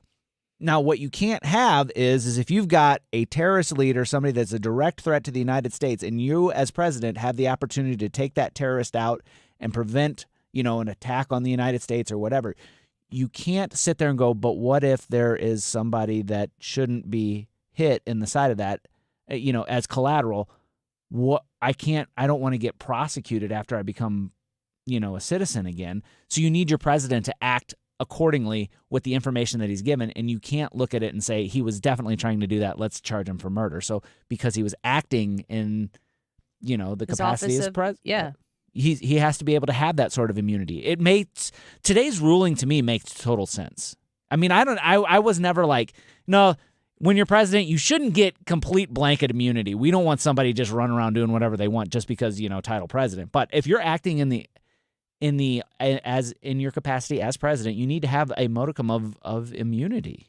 314-241-9797. I'm open to taking your phone calls on this. We got about 10 minutes here. So if you want to call in and weigh in on what happened today or this poll grading the last week in politics, I mean, it has been a wild ride in just a few days here. A lot of breaks going the way of President Trump. You can give us a call at 314-241-9797, 314-241-9797. Give us a call, and you can tell us what you'd like to talk about, and maybe we'll take a few of those phone calls here shortly, 314-241-9797. I think the Supreme Court ruling it was a fork in the road for this campaign. It was a matter of, okay, once we get to this ruling, are we going this way or are we going that way? And once you start moving in that direction, you're committed. You can't go back. In the event that the Supreme Court would come back and assess that there was no immunity whatsoever for the president, this would be a very dramatic 4 months. We would be watching a lot of pressure on the lawfare situation that Donald Trump has had to endure. I also wonder if you grade the last week in politics as an A, and you're of the persuasion that I am, if you're a Trump supporter because you're a conservative, you're a Republican, and that's the direction that you feel intuitively is the best for the country. Let us not forget that on July 11th, Thursday, July 11th, Donald Trump is going to be sentenced in that Manhattan trial with the hush money, Alvin Bragg, and all that. They could still put him in jail. They really could. And the twists and turns that this election season has had so far, do I think they're going to put him in jail? No. Should we be surprised if they do? Why would we be surprised? Why would you be surprised by that? Let's get John here on the phone if you want to join us, 314-241-9797. John, thanks for calling the show. What's your reaction to this past week or this ruling specifically? Yeah, I got two quick things, and I will talk about the ruling if I can get this in 30 seconds.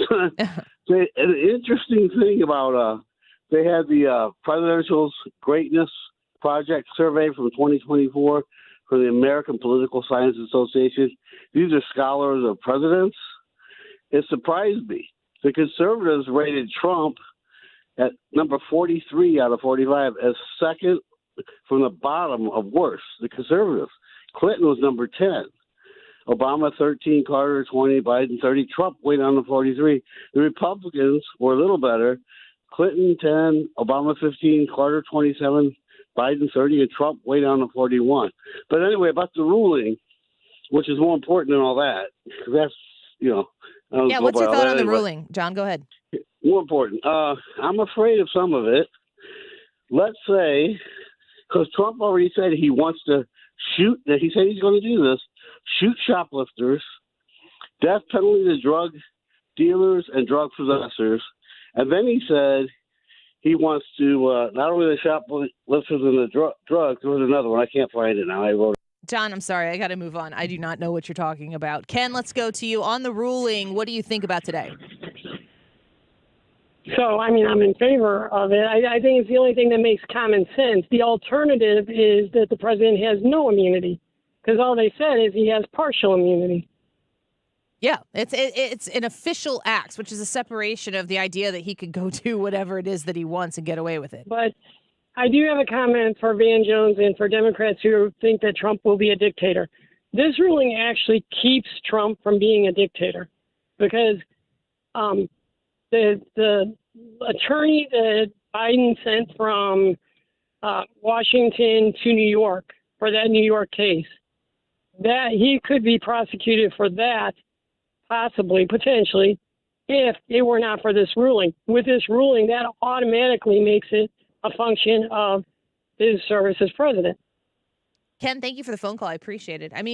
Brad, I don't know how you could look at this ruling. I know that from the dissent it says Trump gets all the immunity he asked for and more. I don't think that there's any way, shape, or form that a sensible person who is trying to just speak objectively and honestly, comes to that conclusion. No, I don't think so either, because I think if he asked for all the immunity, if my memory serves me, he wanted it all. He said, well, I was acting in the, of course, he has to go back and make the argument that, his questioning of the electors in Georgia was, in his capacity as president, was he making sure that the election was free and fair? If that's his argument, that could be argued that he was acting within his capacity. Yeah. But he didn't ask for just partial immunity. He asked for immunity. So he didn't get everything that he wanted out of this, but it's still a win because now you have to go back and figure out what's what. Yep, I agree. Tim, 314-241-9797, 314-241-9797 if you want to call us. Tim, thanks for calling the show. What's your reaction to today's ruling on presidential immunity? Annie, good afternoon. I just wanted to say to conservatives and everyone else out there, be careful with the ruling. I am in favor of it. I agree with it. But remember, liberals, progressives, whoever may be coming down the line and could mess with this ruling or add on to it. So conservatives may rejoice today, not tomorrow, but down the line, liberals may. But real quick, TrumpBurgum.com leads directly to the Trump website. Just letting you know. Thanks, Annie. Have a good one. Thank you for the call. I appreciate it. Well, if I were Burgum, I'd be buying that up and profiting off of that. No kidding. Wait, let's just do a little joke here. TrumpRubio.com. TrumpRubio.com. Ooh. I can buy that domain for $24,888. Oh, if only. Hard pass. Trump. Do you think who do you think it's going to be? Who do I think it's going to be? Oh, man.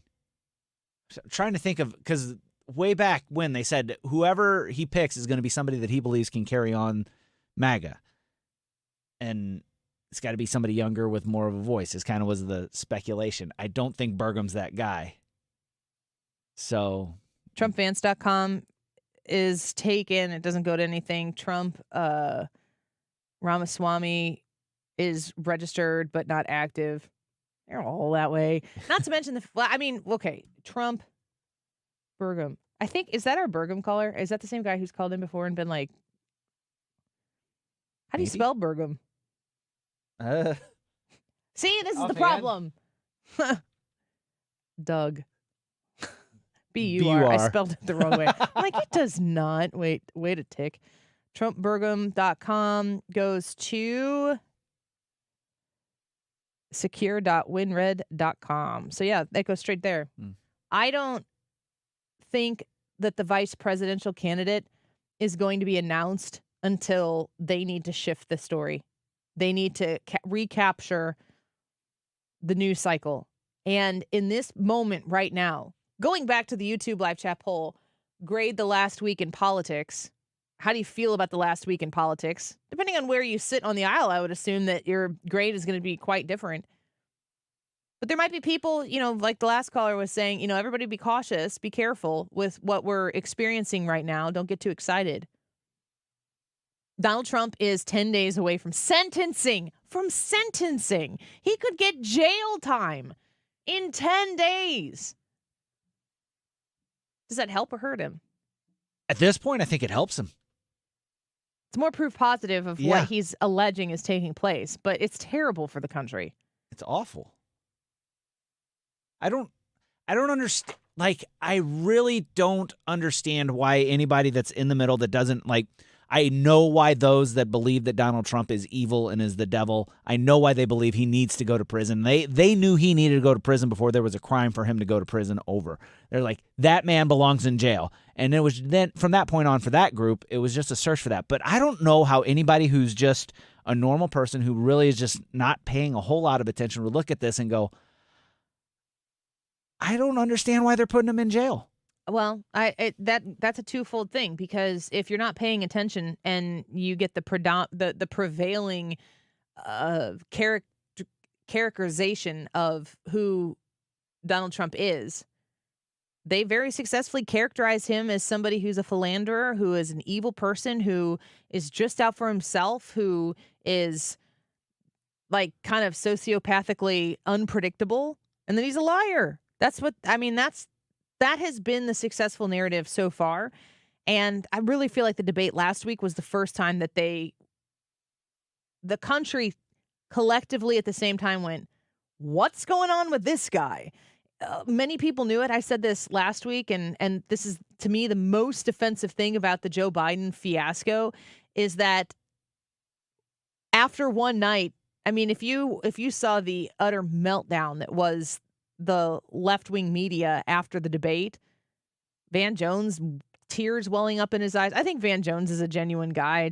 I like to listen to him because I think what he says, he thinks and believes for himself. He doesn't look to me like a talking point guy. I can see so many of these people on the left and the right, people who I've had come on my show, and it's like, oh, okay, this is a talking point interview. Hard pass on that. I'm not interested in that. I'm interested in unique individual thoughts on what's going on. And I think Van Jones does that. And I appreciate and respect that a lot. Leslie Marshall on Fox News, I think she does as well. After that debate, people were acting like, oh my gosh, we've got a real problem on our hands. No crap. What? You get to sit in front of a television camera and talk to thousands or millions of people, and this is brand new information for you? I hope you're not responsible for anything like really super important, because it's obvious to everybody. It's just very easy to point at something and collectively wink and agree, okay, we're going to treat this like XYZ. Everybody in, hands in the middle. Team Biden. Biden on 3. It's easy to do that and then have everybody make that commitment to go on to any medium that exists that will have you on, and you just say the same things. And when I look at something as, a standard intellect, basic person in the middle of the country, and I see something, but then I hear all of these smart people on the television saying the same thing that disagrees with, I'm like, maybe I missed something. Maybe there's something there that I don't know. I don't pay attention to it. I got to get to baseball games and volleyball games and, put together craft projects for the class to take to school for Valentine's Day boxes and, run a million different things and do the laundry and make ends meet and try to make dinner for the family. Like, these are all things that I'm invested in every day. That's what every individual American is thinking right now. Maybe what I saw with my own eyes isn't the full picture because I've got other things to do. I just haven't been paying attention that much. And then they tune into the debate and they're like, what the heck? That's why I think collectively the left had to say, ooh, I don't know how we can spin this one. Like, we'll give up the whole game if we come on here and go, Joe Biden did a great job. They sure didn't say that. It took them the weekend to try to spin it. And the statement that was going to come after, which I think that they likely predetermined before the debate even happened, was, what does it matter? Donald Trump's a liar. All he does is lie. He wakes up and he eats, sleeps, and breathes lying. And he did it again at the debate night, and it's dangerous for America. And then you just consequently vote for the other guy. At least Joe Biden's a good man and a loving father. He's a terrible president. That's the only thing that matters to me. Let's take a quick break. The YouTube live chat poll, grade the last week in politics. We've got 4 options for you: an A, a B/C, a D, or an F. Let us know what you think about the last week in politics, the debate, the Supreme Court rulings. There have been multiple. Jamal Bowman in New York going down, even though AOC did everything, I think physically everything in her capacity to try to get him reelected. Nope, they said no. Lots on our plates right now. We want to know what you think about it. Annie Fry YouTube channel for that. Stream us on the Odyssey app, anywhere you go, anytime. Weekends America, next. The Annie Fry Show is streaming online. Watch us live on YouTube and subscribe. JenTeske.homes.com, Teske, JenTeskeHomes.com. Reaching out to Jen to use her team to get your home listed, to get it sold. You've got the best staff in the business right there at Jen Teske Homes. She's built a great team, and they are reliable, and they are very good at what they do. 618-541-1010, 618-541-1010. Buying and selling in Illinois is difficult. It's difficult everywhere right now because the market is so crazy. But if you are thinking about listing, you've probably seen what home values are at the moment. They're pretty high. So if you're looking at locking in a great sale, make sure you go with the people who understand the market, who know exactly how to position your home to deliver you the honest feedback that you need in order to win that real estate exchange. Jen Teskey and her team at RE/MAX Alliance are there ready to do it. 618-541-1010, 618-541-1010. You can also find them online at jenteskeyhomes.com. If you need a new garage door, this could be your lucky day. Entries are now open for the $5,000 sweepstakes at Overhead Door Company of St. Louis. The winner will be chosen at random to receive $5,000 towards new garage doors, openers, or front entry doors of their choice. Deadline to enter is the end of the month to win the $5,000 sweepstakes with Overhead Door Company of St. Louis. Enter now at overheaddoorsstlouis.com. You can't win if you don't enter at overheaddoorsstlouis.com. We all hear the radio ads about the IRS. They tell you to be afraid, to be scared, and they try to frighten you into calling. I'm not here to do that. Tax Relief Advocates is different. TRA is here to tell you that if you owe money to the IRS, whether it's $5,000, $50,000, or $500,000, we have a solution. It doesn't matter if you're sitting in your car, at work, or with your kids. No matter where you are, call now. 800-699-1059. Don't lose hope. TRA can eliminate or reduce what you owe to the IRS. Generous programs are now available that can give you a fresh start. Our passion is taxes and helping individuals fix their IRS problems. We have over 1,000 five-star reviews on Google and an A+ with the Better Business Bureau. You don't need to be afraid of the IRS any longer. End your tax nightmare today by visiting us online at TRA.com or call 800-699-1059. That's 800-699-1059. Tax Relief Advocates. Real solutions for real people. More good news for Frederick Roofing, voted best roofing company by the St. Louis Post-Dispatch.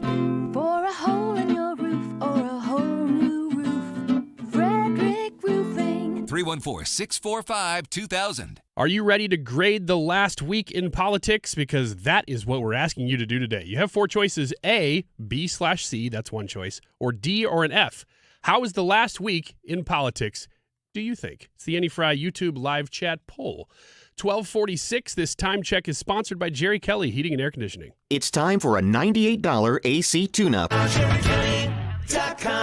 This Thursday is the 4th annual Music for Fireworks special on 97.1. This is Ryan Wiggins. It's my own selection of patriotic songs, speeches, and slogans from our nation's history. So tune in from 8 to 11, Music for Fireworks, commercial-free, July 4th.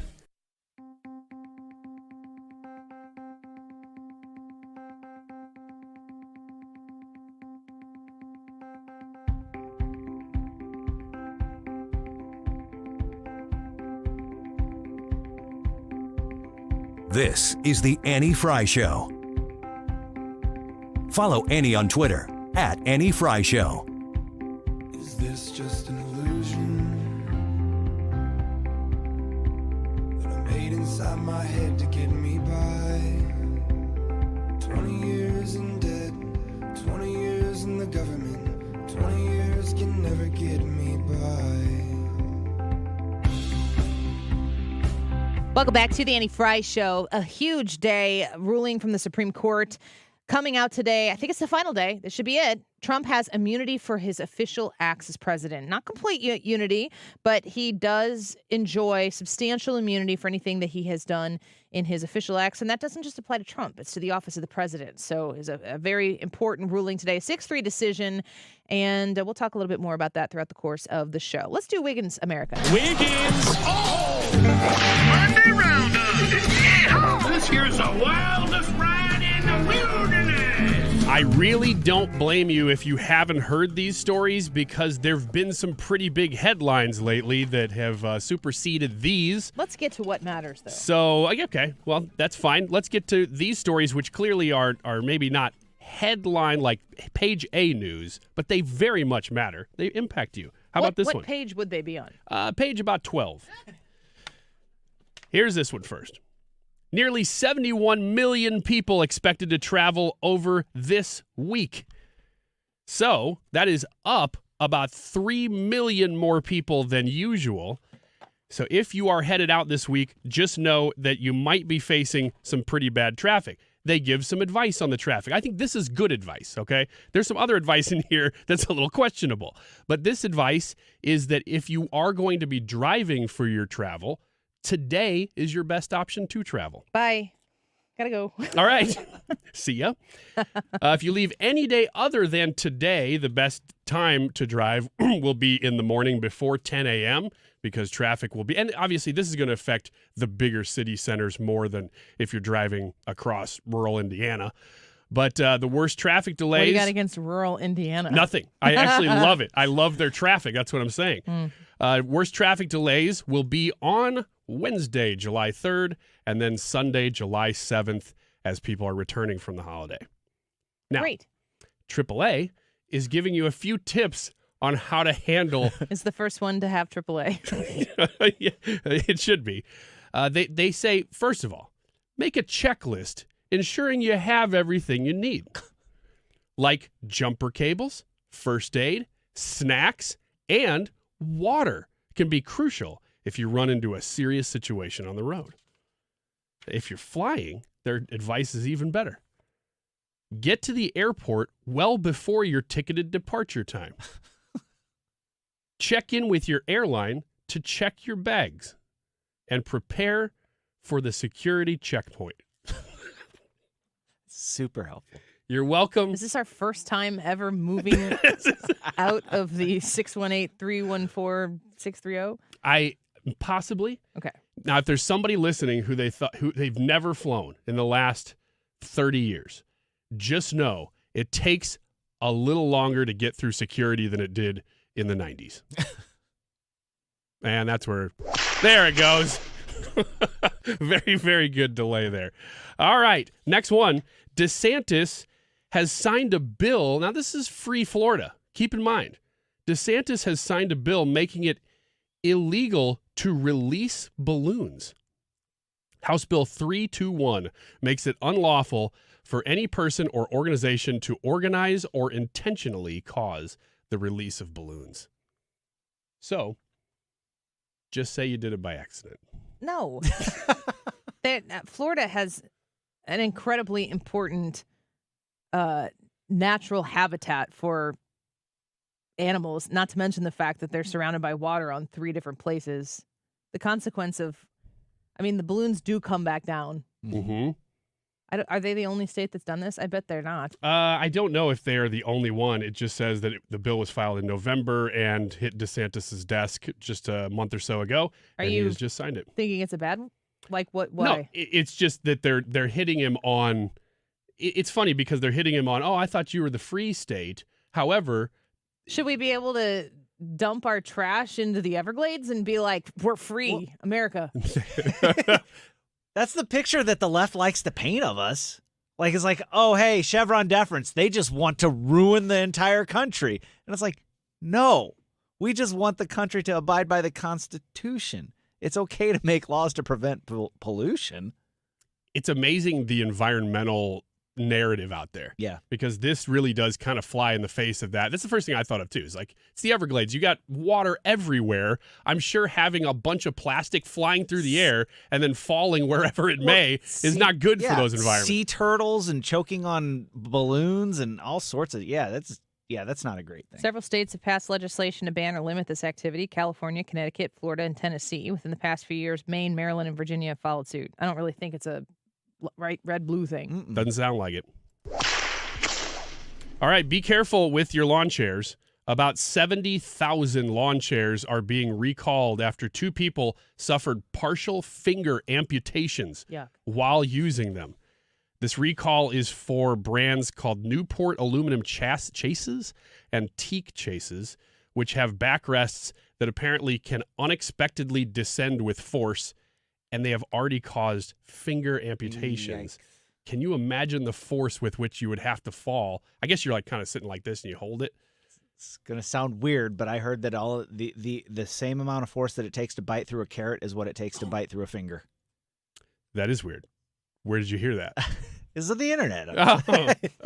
Okay. Internet. I've never had the guts to try it myself, but Here, Ryan, go over by break. Stick your finger out. Just stick your finger out. Next time he says, pull my finger, I'm going to bite that thing off.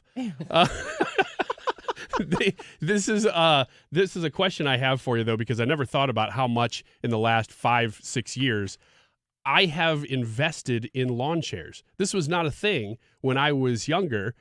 like lawn chairs have become like big business. You can get really, really fancy lawn chairs for watching kids' sports. And then the minute somebody gets a really good one, everybody else has got to get the really what's good that one. one? There's rocking ones now. There's ones that are fully encased for the winter. It's amazing how much lawn chairs have come along. And I've tried all these different lawn chairs. I still go back to the ones that look like they were made in 1986, and they're with that little aluminum rim and the wicker or whatever that nasty stuff is that you sit on, because they're so light. Like all the new ones are so heavy, but those old ones, you can carry 5 of them without thinking about it. Maybe you should just pump some iron. Maybe you should. Got a lawn chair you using? It's 2024. Why are we still putting our chairs in bags? Your team goes out and you're playing in 110-degree weather. It's miserable.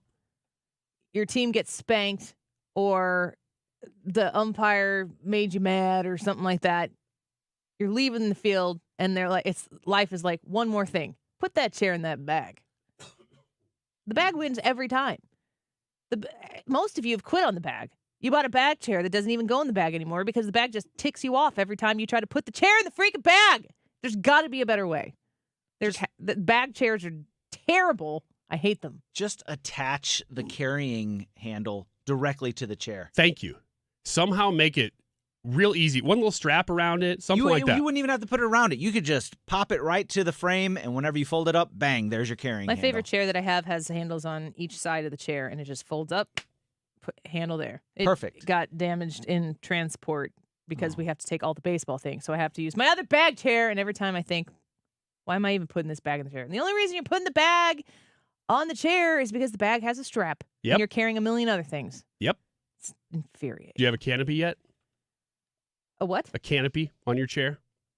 No, I'm not nerdy like that. I haven't got one yet either, but all the cool people have one. We have a whole tent that you can put up. You know, a whole tent. Like a 10-foot wide tent. Real quick, pickleball is apparently not cool anymore. Oh, man, I hadn't even started yet. Not cool anymore. Yeah, so nobody plays pickleball? Nobody has played? No, I've heard a lot of people have played. Yeah, lots of people play pickleball. But apparently the cool sport in L.A. now, because everything starts in California. So yeah, crime. Yeah, right. Homelessness. Well, it starts there, and then it comes here. Pooping on the street is an acceptable form of defecation. And once I saw it in California, I started doing it here because I'm like, this is fine now. That's why we had to have that talk. Bocce ball is apparently now the cool sport. So if you see people playing bocce ball, you can tell them it's not just for old people anymore. You are now a hipster. Was the implication that bocce ball was for old people? Mm-hmm. From me. Have you ever played bocce ball? Yeah. Yeah, bocce ball is kind of fun. It's an Italian sport. Yeah, it's fun. I used to play on a lawn, though, that was very spotty with grass. It was like a lot of dirt and like grass clumps. Not the best lawn for playing bocce ball. Way to stick the landing. Just FYI. On this story. You're welcome. Relative. Our whole audience is going to be like, got to get rid of the pickleball stuff now. Yeah. I bet we have a pickleball player or few listening in right now. All right, let's stick around. Steve Moore is going to talk to us about the economy, this debate, and how he feels Donald Trump is positioned to win in November. When you're approaching retirement, there are a lot of questions to answer. Do you have enough money to fund your income for life? How should you claim Social Security? And what's your plan for health care and long-term care? Hi, I'm Eric Robert, Director of Investments with the ClearPath Wealth Management Group at Stifel and host of On the Money Saturday mornings at 11 on 97.1 FM Talk. Don't leave your retirement to chance. It's crucial to understand and address relevant risks before you retire. Our team can help you get organized, guide you through critical retirement decisions, and create an investment portfolio designed around your needs. To schedule your free retirement plan consultation, go to clearpathinvesting.com. That's clearpathinvesting.com. Or call us at 636-695-2650. That's clearpathinvesting.com or 636-695-2650. Stifel Nicholas and Company Incorporated, member SIPC and NYSE. If you have a problem with the IRS, believe me, it's not going away on its own. The IRS never gives up. They have endless resources so they control the game, well, your tax problems can end. I'm attorney Lance Drury with the Drury Law Firm, a local tax resolution firm with an A-plus rating from the Better Business Bureau. I've handled thousands of IRS cases over the last 15 years. So when you hire me, you won't be speaking long distance or sending money to some TV pitchman that's riddled with consumer complaints. Your first visit is completely free and confidential, and I'll tell you on the spot exactly how much it will cost. So call me, Lance Drury, at 314-260-6120. That's 314-260-6120. Or go to Lance, D-R-U-R-Y, law.com. If you have IRS issues, you need a local attorney, you need me, Lance Drury. The choice of a lawyer is an important decision and should not be based solely upon advertisements. KFTK FM Florissant. From the Under Law Injury Lawyers, GetJim.com studio. That's GetJim.com. 97.1 FM Talk. Always live on the free Odyssey app. Presidential immunity and Donald Trump. I'm Therese Crowley, Fox News. The Supreme Court end-of-term decision on Donald Trump's claim of presidential immunity in his election interference case. That presidents have absolute immunity for official acts in office, but not unofficial acts. Fox's Shannon Bream with what that means. The bottom line is a win for the Trump campaign today in that this is kicked back to the lower courts. It buys more time. It makes it less likely this case actually gets to trial by Election Day, but there's still a lot of work to be done on this case. 6-3, the justices decided today that there is immunity, criminal immunity for core functions of the presidency, for official acts of the presidency, but not for unofficial acts. And what they did was say to this court, this case was so expeditiously rushed along, pressed along, we can't answer these questions. So yes, it's got to go back down to the lower court. With Chief Justice John Roberts writing the opinion criticizing the haste of the Jack Smith election prosecution of Donald Trump. The presidential candidate Trump posting, "Now I'm free to campaign like anyone else." Fox's Brian Yanis in West Palm Beach, Florida. We're hearing from the former president on a Truth Social post in all caps. Big win for our Constitution and democracy. Proud to be an American after the Supreme Court came out with its opinion, essentially granting absolute immunity to those two cert acts done by the president for his core constitutional powers. And obviously now this going back to the district court in D.C., all but guaranteeing that this case will not be started or resolved by Election Day. A senior Biden campaign advisor reacting tells Fox, quote, "Today's ruling doesn't change the facts, so let's be very clear about what happened January 6th. Donald Trump snapped and encouraged a mob to overthrow the results of a free and fair election." America is listening to Fox News.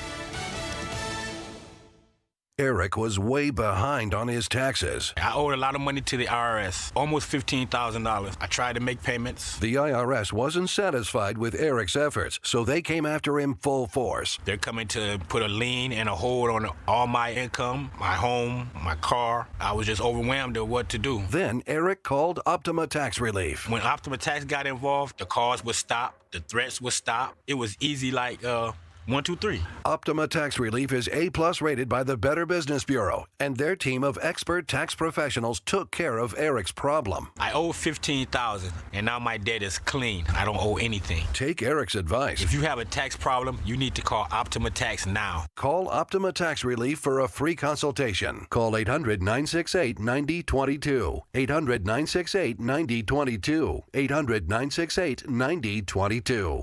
Optima Tax Relief. Some restrictions apply. For complete details, please visit OptimaTaxRelief.com. Air Comfort Service, heating, cooling, and insulation. Weather. Great weather to start the month of July. What an afternoon. Plenty of sunshine, low humidity. How about 82? That's it for the high. Take that and run. Tonight, clear skies, 70s for evening plans, 59 for the low. Tuesday, sunny, beautiful morning. But it gets hot in the afternoon on Tuesday, but only moderate humidity. 94, scattered showers and thunderstorms Wednesday and Thursday. This is 97.1 FM Talk. Chief Meteorologist Dave Murray. Windowworld.com, where you can go to learn about the windows you can get, the replacement windows that are simply the best for less.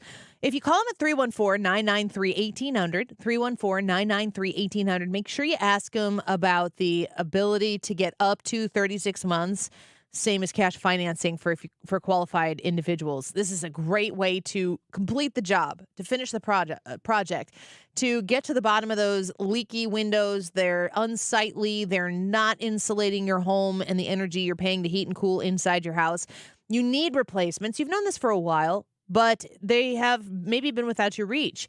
Now, if you work with Window World, they say simply the best for less intentionally. There are a lot of high-pressure sales that go on in the window industry, the replacement window industry, not with Window World. You can trust them. They're going to take great care of you, and they're not going to sacrifice quality on the replacement windows that you go in to purchase. And like I said, up to 36 months, same as cash financing with approved credit.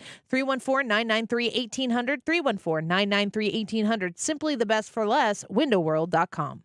If you're looking for all the comforts of home plus some in a senior living community, check out Hampton Manor of Wentzville, just off the Lake St. Louis exit at Highway 70. They'll even treat you to lunch. Set up your appointment today and tell them Mark Cox sent you. WentzvilleAssistedLiving.com. Hi, I'm Bob Kershaw with Retirement Advisory Group. Are you worried about market volatility in this election year? Are you concerned your money won't last you through retirement? Hi, I'm Tammy Kershaw, and as a family-owned business, we are committed to protecting your retirement, whether you're nearing retirement or already retired. We have a lot of folks that aren't aware of all the new investment choices that are available, which give you growth and protection from losses at the same time. Are you aware of all the fees that you are currently paying? We can show you how to avoid those fees. So come in now for your free retirement review and get a second opinion on your retirement plan. And just for coming in, you'll get a copy of our latest edition book, Your Key to a Worry-Free Retirement. Let us show you how to retire with confidence. We are proud to say we haven't lost a penny of our clients' money in 38 years, and we won't lose a penny of yours either. Let our family help your family. Call us now at 314-993-9494 or go online to retirementkey.com. That's retirementkey.com. Hey, St. Louis, are you in search of top-notch cybersecurity solutions? Look no further. ThrottleNet is here to help. Ransomware attacks are on the rise, putting businesses like yours at risk. Don't let cyber criminals jeopardize your hard-earned success. ThrottleNet provides comprehensive cybersecurity services tailored specifically to your unique needs. Our award-winning customer service provides 24/7 protection to keep your data safe and secure. Take charge of your digital security today. Protect your business, protect your future. ThrottleNet.com, your reliable partner in cybersecurity. This Thursday is the 4th annual Music for Fireworks special on 97.1. This is Ryan Wiggins. It's my own selection of patriotic songs, speeches, and slogans from our nation's history. So tune in from 8 to 11, Music for Fireworks, commercial-free, July 4th. That is exactly what I needed to hear. Thank God someone here knows what they're talking about. That's us. That's right. Gotta love this American ride. All right, you need to take the time and get the full picture.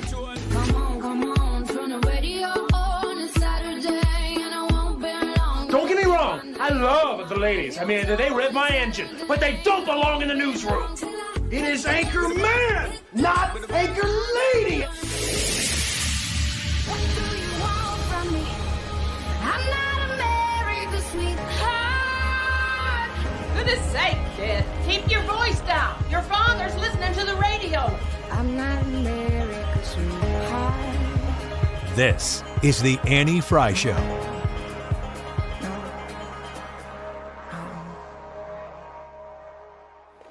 Welcome back to the Annie Fry Show. Thank you for spending some time with us this afternoon. Very big ruling from the Supreme Court coming out this morning that Trump has immunity for those official acts that are taken during presidency. That, of course, applies to anybody who is the president of the United States. This on top of quite a wild ride at the end of the week last week, Thursday night being that debate. Whew! A lot of fallout since then. We've watched as people on the left and the right have tried to appropriately place their politically advantageous spin on it. It's how the game is played. Our job is to listen to what people are saying and just determine on our own if we actually agree with it. One of the things that was said at the debate had to do with the economy. Let's listen into President Trump. We have the greatest economy in the history of our country. We have never done so well. Everybody was amazed by it. Other countries were copying us. We got hit with COVID. And when we did, we spent the money necessary so we wouldn't end up in a Great Depression, the likes of which we had in 1929. By the time we finished, so we did a great job. We got a lot of credit for the economy, a lot of credit for the military and no wars and so many other things. Everything was rocking good. Well, if you heard anybody on the left try to react, setting aside Joe Biden's performance, they said all Donald Trump did was lie. And, when it comes to the economy, I know what my personal experience was like under Joe Biden comparatively to Donald Trump, and that is a clear choice for me. Let's talk to somebody who's behind that. Steve Moore joins us once again, a distinguished fellow in economics at the Heritage Foundation and a Trump economic advisor. Steve, welcome back to the show. Good to have you back. Steve, are you there? Can you hear me okay? All right, I'm going to put him on hold here. Let's see if we can get Steve back engaged in the line there. The CNN lie list that I think a lot of people have been really resourcing, going back to the lies, has to do with Trump tax cuts, suggesting that the Trump tax cuts were better for the economy than what Joe Biden is doing. Joe Biden always says that all Donald Trump wants to do is ensure that the wealthy don't have to pay their fair share. Joe Biden's economic policy, I guess he's going to fix it. It's always interesting to me when an incumbent says, you got to vote for me so I can take back America or whatever. It's like, shouldn't you be enjoying your success right now? Let's get to Steve Moore here. Thanks, Steve, for being with us. I'm very excited to hear what you think about the debate last week and how Donald Trump did. Hi, Annie. Good to be with you. Obviously, it was a catastrophe for Joe Biden. I can't tell you what's going to happen in November, but I can tell you with almost full assurance that Joe Biden will not be president this time next year. So the question then is, what will the Democrats do? Yeah. Will they replace him? I've been saying for a year, I think I've said it on your show, that I don't see how the Democrats could run Biden again. I wish the Republicans had never had that debate, because now the Democrats may be able to hit the reset button. But I thought Trump was very good. I thought he was well behaved. I thought he made some really strong points, and it's about the economy, and Biden has ruined our economy, as everyone knows.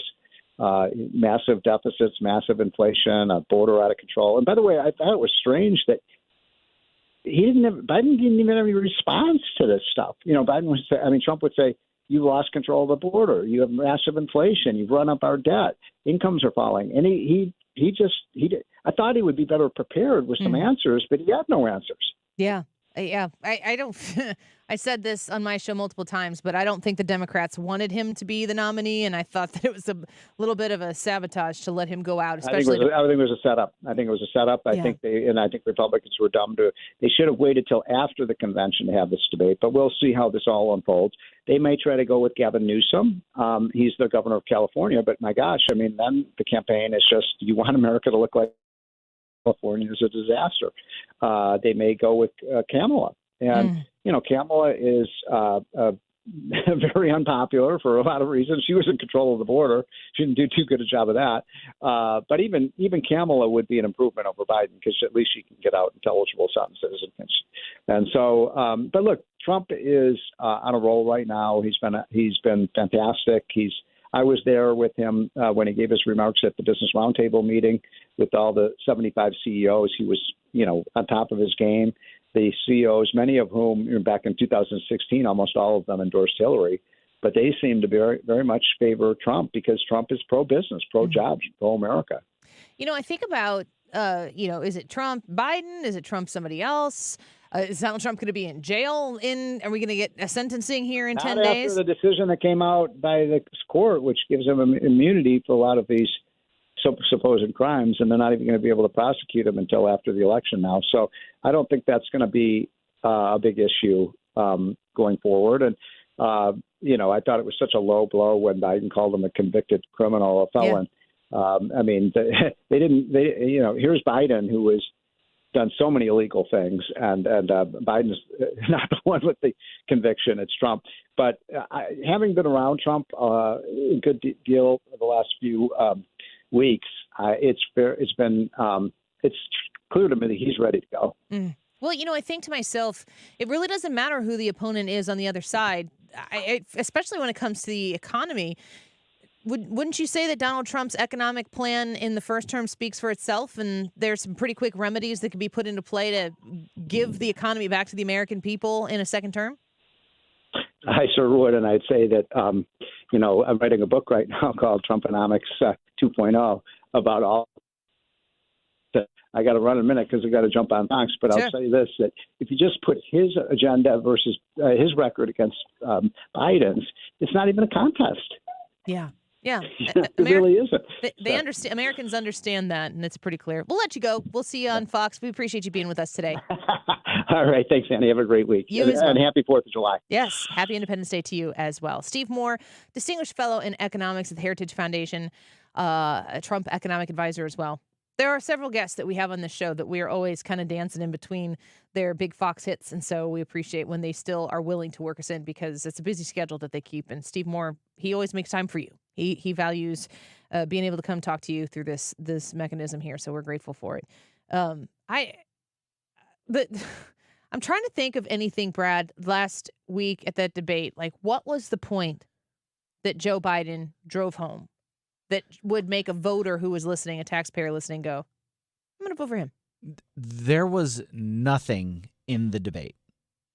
Really, I think that his goal for the debate, I think Joe Biden showed up to that debate and his plan was, I'm going to make Trump angry and seem irrational and unhinged.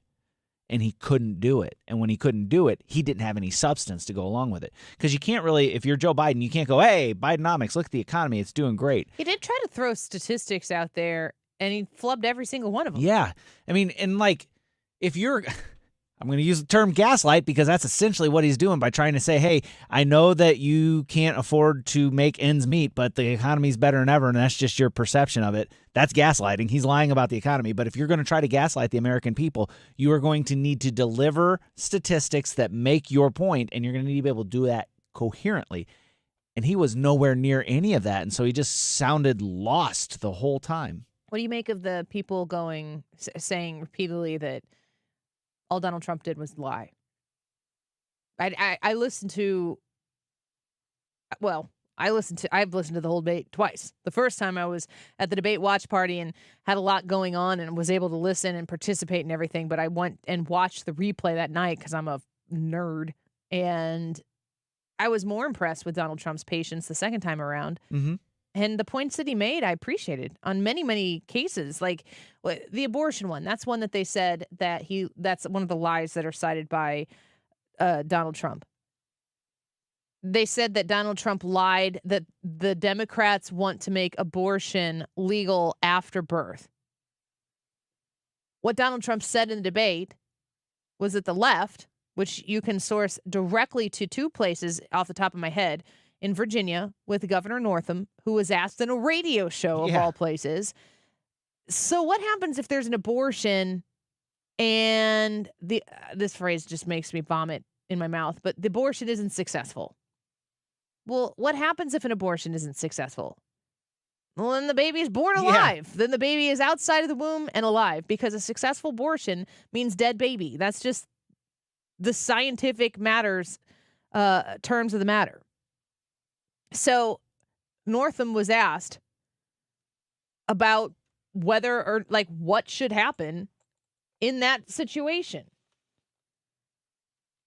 This is a known quantity that you can listen to Northam's own words and understand that his response was that they would make the fetus that is now outside of the womb. It's a baby inside of the womb and outside of the womb. But let's just say fetus for the sake of this conversation, that they could make the fetus comfortable while they had a discussion between the mother and the doctor, which also offended me because, what if the father was there to support the mother in that instance and they both decided that they wanted to, go through with this process, but the baby isn't successfully aborted?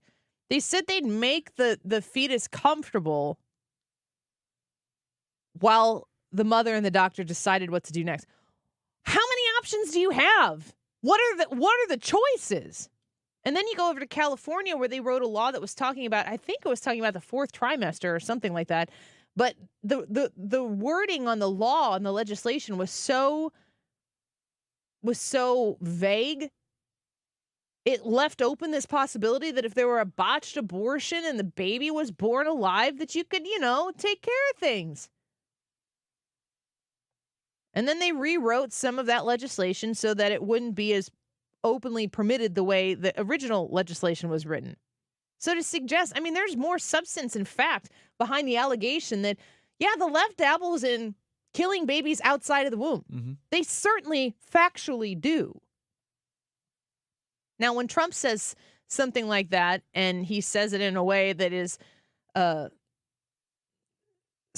summarizing what the left is capable of doing, he is taking the most extreme version of the pro-abortion Democrat Party and making that the point to say, this is what's in play with these extremists, which is the whole point he made and is the right point. The left, they are the extremists when it comes to the abortion issue.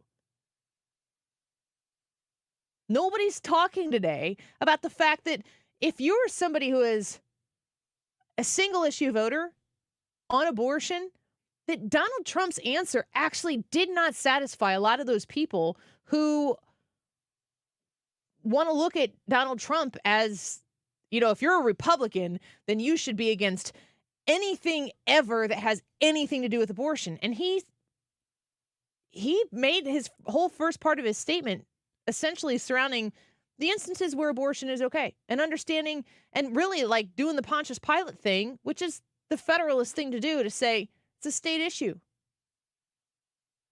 He didn't say, I'm okay with abortion. He didn't say, I'm not okay with abortion. He said it's a states' rights issue, and you can look around the country and see that people are coming together on this issue because more people are allowing more abortions than prior. He said he was, and then he personalized it instead of talking like as the executive person who would be in the presidency. He said essentially, listen, I believe that in situations like rape, incest, and the life of the mother, that those are exceptions that should be made, but he was, you know, highlighting them as exceptions. And then he properly assesses the left's position, the extremist portion of the left on abortion doesn't know what to do with a baby that is born alive in an abortion. That's not a completely understood thing. And while we have laws that say that you can abort a baby that is 40 weeks in gestation as long as it's inside, as long as it's on the other side of the woman's skin in her belly, that is an abortable baby. Oh, that nobody ever does that. But then why are we legislating it so that it can? If nobody ever does it, then why is it something that is so important to include in the legislation that is being put out there? It's because the left are the extremists on the issue, and they want absolutely no parameters around that issue because any parameter is too many parameters, and they need the holy grail of abortion, the thing that they worship at in big government. The sacrament of abortion for the left. They need you to stay so far away from that you can't touch it because it's a way that they get to appropriate 50% of the people, women. They assume when it comes to this issue that women, they don't sell it to you like women should have the right to kill the baby if they don't want to raise the baby. That's not how they sell it to you. They sell that women should have the right to control what happens to their body. Well, excuse me, but in the instances not included in what Donald Trump's position is with rape and incest and life of the mother, as long as there is not forced sex on a woman who then becomes pregnant, did she not have a choice about where her body was doing what her body was doing before it became pregnant? I believe she did. If the woman's choice is taken away and the consequence of a removed choice results in a pregnancy, we have a very important discussion to have. But in those instances where choice was engaged in and the consequence is a child, does that individualized DNA that is growing inside of that woman's body that has a heartbeat at 6 weeks, that is fingers and toes at 11 weeks that you can count on a screen through an ultrasound that peers through the skin of a woman's belly, does that child just simply not matter because she was up for the one night that consequently ended up in a child growing inside of her belly? That child doesn't matter? Well, when does it matter? Does it matter when you can see the movements, when the baby will react to you poking at it? Does it matter when a guy like Ben Carson goes in and does what? Open heart surgery on in utero babies? Did you know that when they go into the woman's belly to do heart surgery on a fetus. Do you know that they give them pain medication? Do you understand that there's anesthesia that is applied to these in utero fetus so that they don't feel pain during a life-saving heart surgery? I mean, folks, come on. Even if you're pro-choice, even if you're pro-abortion, you understand the conflict there. You get it. So the only question that matters is, when does the life matter? And if somebody's individual value as a distinct, unique, human, God-made person only matters when the mom says, okay, now you matter. Talk about the privilege of being able to live, because that's all the left speaks about is privilege. Talk about being so privileged that your mother decided you got to be born. That's the extreme position of the left. They are the extremists on this issue. We can have all of these intellectual conversations about policy and legislation and, trying to figure out what kind of money we should give women who do find themselves in a precarious situation where they may not be able to provide the life for that child that they would want that child to have. Is the alternative death? Is that the policy of the United States of America? I mean, yes, actually, in fact, right now it is. And it's never going to be fixed by sending men and women into a chamber where they argue and discuss this so that the next election that comes around, they can unchange it. You have to actually talk to people on a human-to-human level and say, let's talk about what this really is. And what is the actual need here? Maybe culturally, we need to understand more the consequence of having sex. It's not a consequence-free endeavor. You can make babies that way, in most cases. And if you're going to engage in that, you understand what the consequences are. Just like if you're going to go to the casino and play the slots or play blackjack, there is a consequence there.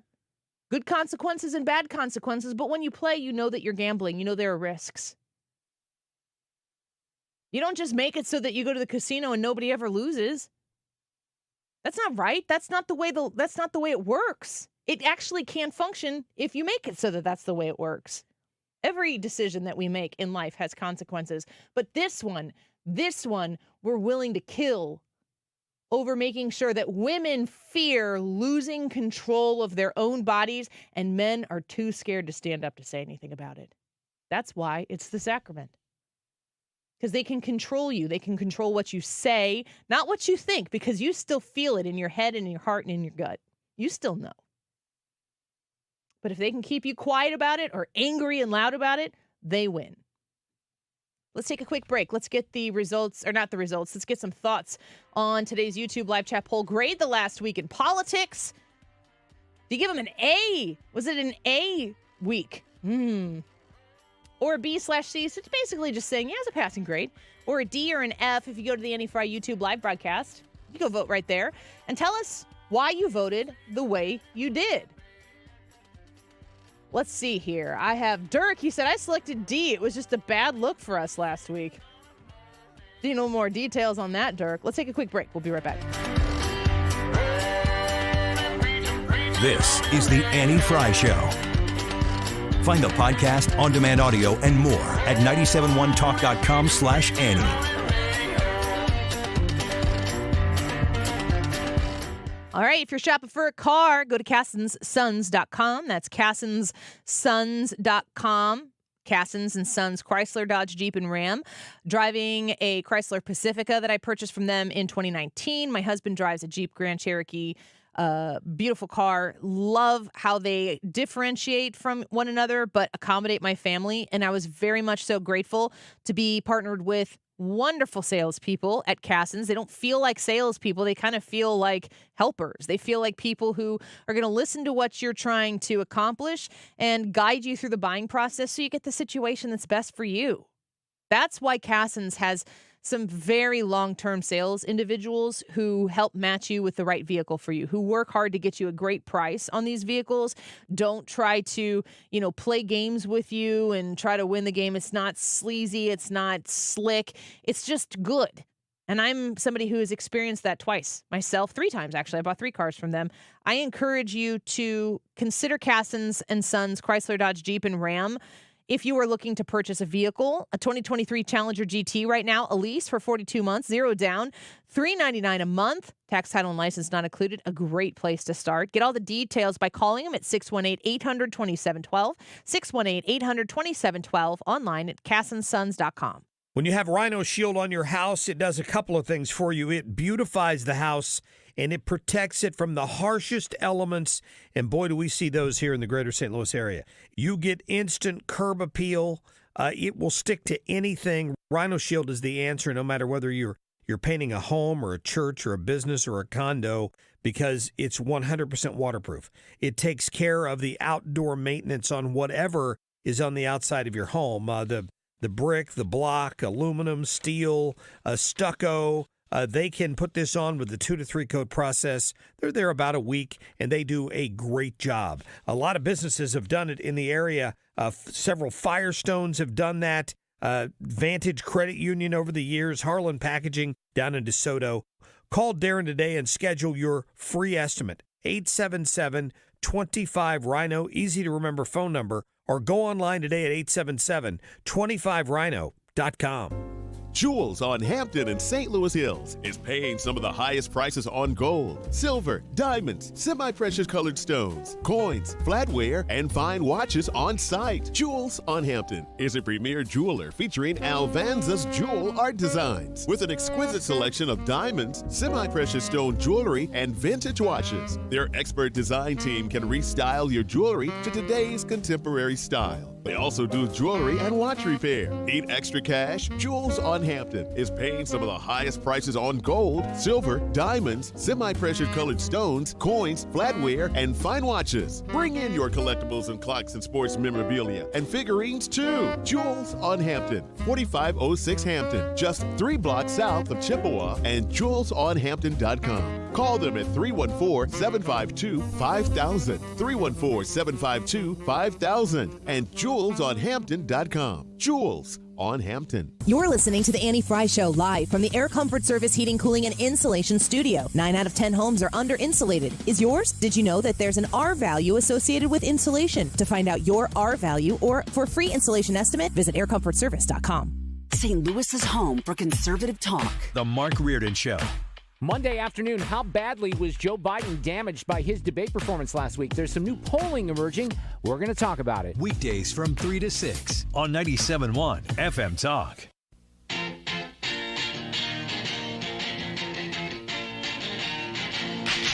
This is the Annie Fry Show. Interact with Annie on Facebook. The Annie Fry Show.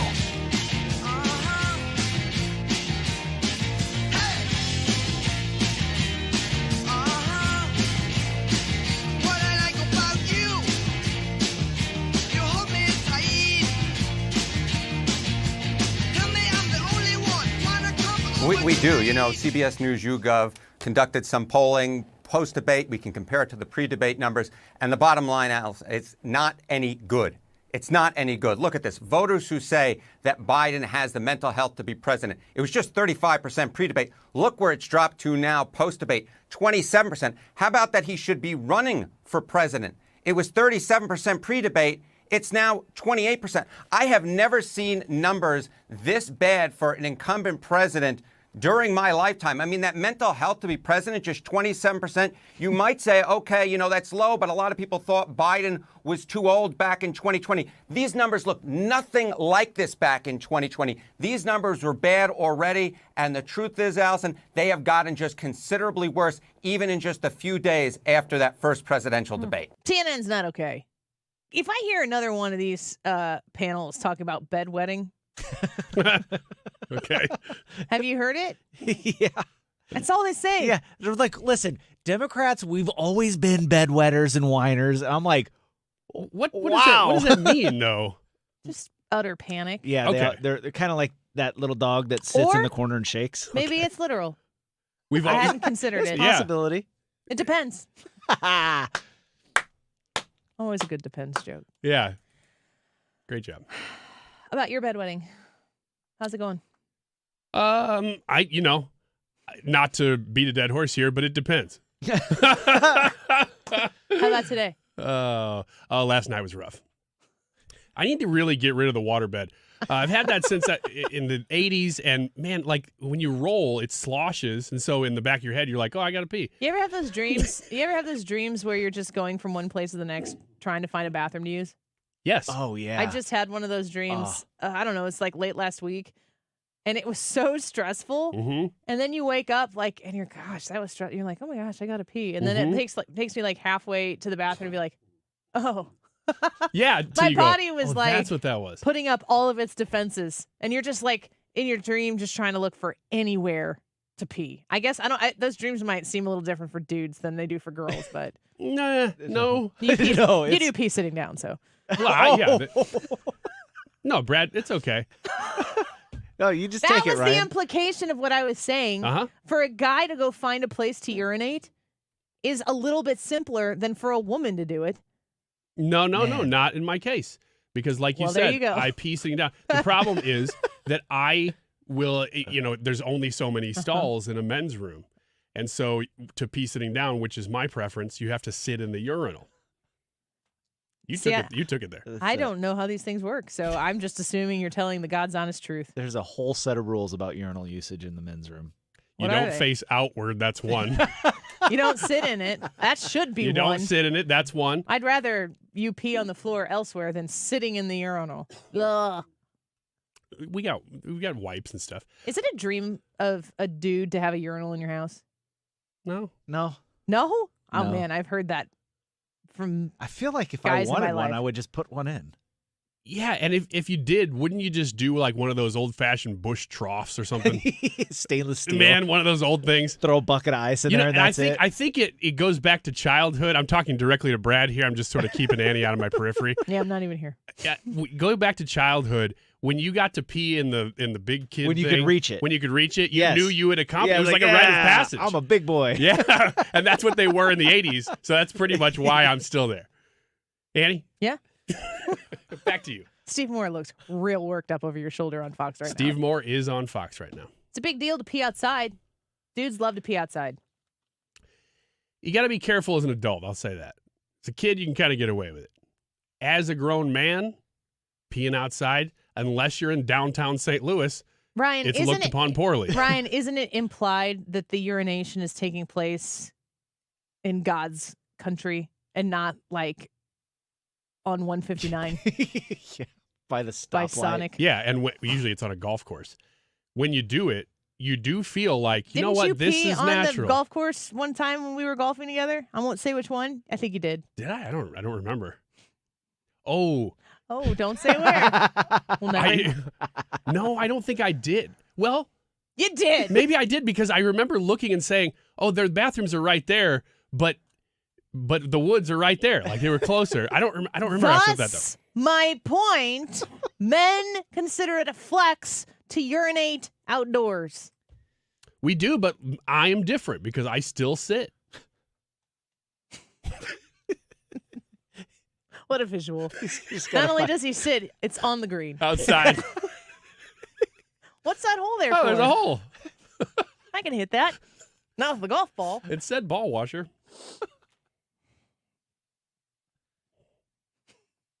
You're going to get in trouble. No. This was supposed to be about grading the last week in news. Is that what we were doing? Well, it's not what we were doing. Brad, did you play golf when you were like a teenager or younger? No. No, he played golf as of like last year. Oh, I didn't know there was that a recent. lot. Yeah, I played golf. I mean, I'd gone out and golfed a couple times before that, but really started golfing. See, I worked at golf courses too, so many of my memories from teenage through college are from golf courses, and playing them, being at them. There's so many guy things that happen at golf courses and so many jokes. I'm learning so many new things about like what the point of golf is. And like one of the first things that I learned about it was the point of golf is for men to get together to drink and smoke cigars. That's sexist. Go on. That seems like what they do. Have you ever golfed with women? No. You've never golfed with your wife? Well, my wife, but we don't drink or smoke cigars, so. I always Neither just, do you. I've golfed I with always you. just set us aside as an anomaly. We've never golfed 18 holes. No, we've played a few though. So, Texas rules though. See, it's stuff like that if you don't play, you're like, what the heck is going on? Yeah, I don't know what Texas rules. You are. don't? No. Oh, really? You either? I have a feeling that what you're referring to as Texas rules might be called other things by other people, but go on. If you know what Texas rules are, log on to the Annie Fry YouTube page and give your definition. Because I don't want to say it, because maybe other people have other definitions, but I'm pretty sure there's a common one. Let me know. Anyway. You're afraid you're wrong? Well, I think that I do know, but I just want to make sure.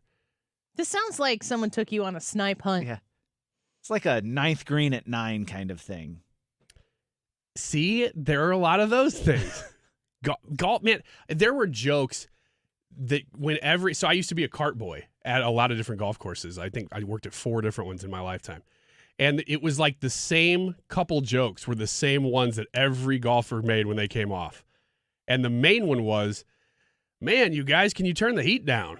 It was like standard. And there were a couple other ones that I'd have to really think about. But everybody wanted to talk about how they played, and you just wipe their clubs off. And, man, if you got a $5 bill back then, that was big. Now, $5 is probably the norm, I would say. So you're calling Texas rules the same thing as what a man's supposed to do if he doesn't hit past the red tees? Yes. See, that's an obvious thing, but I've never heard it referred to as Texas rules. Really? Yeah, I thought those were just the rules. Those are not just the rules. so there's no name for it? Before you get put in jail for indecency. But you didn't have a name for it. I didn't know it to be Texas rules. So, I've heard of. I mean, good grief! Like when we would play euchre in Hamel, if somebody didn't do something we liked, they'd be like, "That's Warden Pinochle or Warden euchre or something." And Hamel and Warden are having a big day because we're talking about him here. What do you got against Texas? Nothing. I think Texas loves being called Texas rules. I think every man in Texas probably thinks that's the greatest thing, that they've called it Texas rules. And I really am asking that question. Like, if you've ever heard that, please let me know. I know the rule is a very obvious one, especially I could see why it would be more dominantly conversed about with just men. Yes. Especially as a female who could probably outdrive men from the red tees.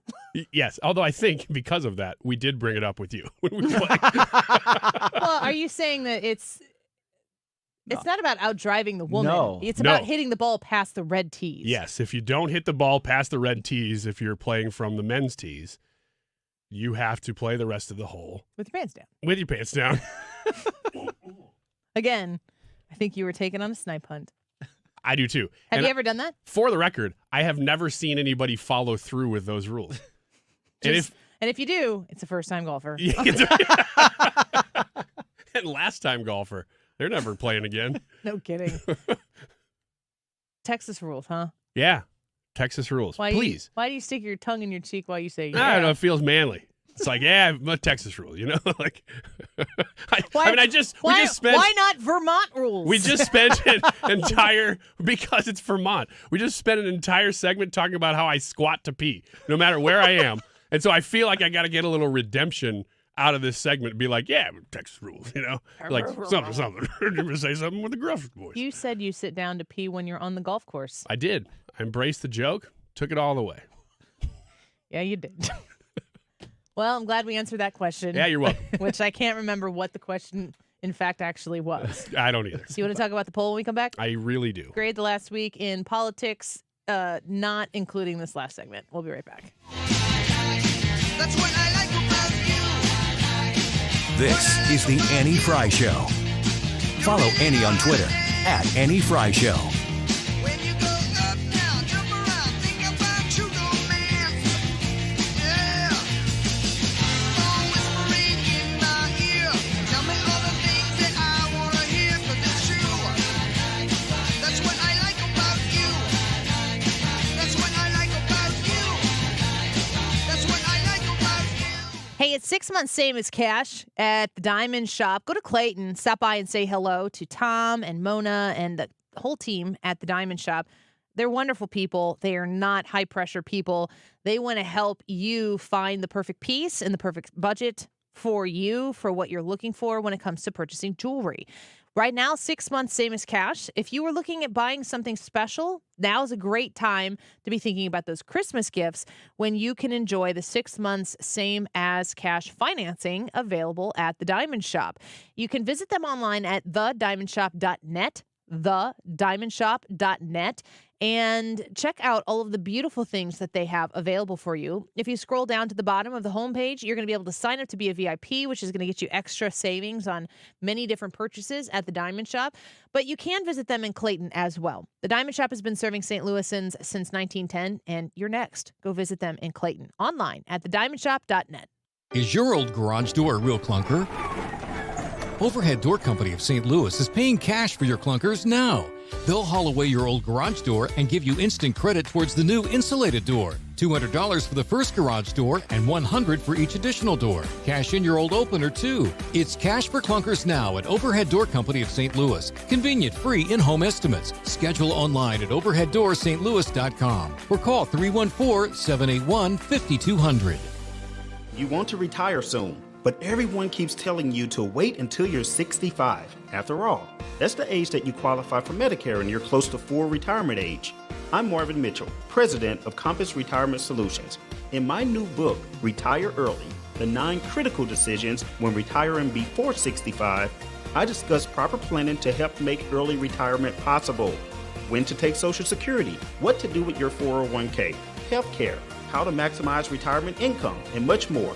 Get a complimentary copy of Retire Early by calling 1-800-743-8510. That's 1-800-743-8510. Can you retire early? Call 1-800-743-8510 for your copy of Retire Early, the 9 critical decisions when retiring before 65. Investments and services offered through Compass Retirement Group, a registered investment advisory in Missouri and Illinois. Compass Retirement Solutions is not affiliated with the U.S. government or any governmental agency. I can see clearly now thanks to the doctors at Ophthalmology Associates. Doctors Greg Birdie, Ranjan Malhotra, Robert Brusati, Andy Royer, and introducing Samuel Berry. You can too. Call 314-966-5000 or check out youridoc.com. That's youridoc.com. We're about to talk about this poll. We want to know what you think about it. Grade the last week in politics. It's an A, B, C, D, or F situation, so I think you understand the grading situation. Grade the last week in politics. YouTube live chat poll. Type in Annie Fry into YouTube and you will see the stream come up. That is where you can vote in that poll. 146, this time check, is sponsored by Jerry Kelly Heating and Air Conditioning. It's time for a $98 AC tune-up. Who are you voting for in the Missouri governor's primary? Join me, Annie Fry, for the Republican Governors Forum on July 11th. Register for this free event presented by the Republican Central Committee of St. Louis County at 971talk.com/events.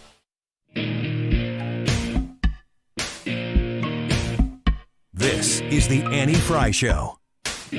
Follow Annie on Twitter at Annie Fry Show.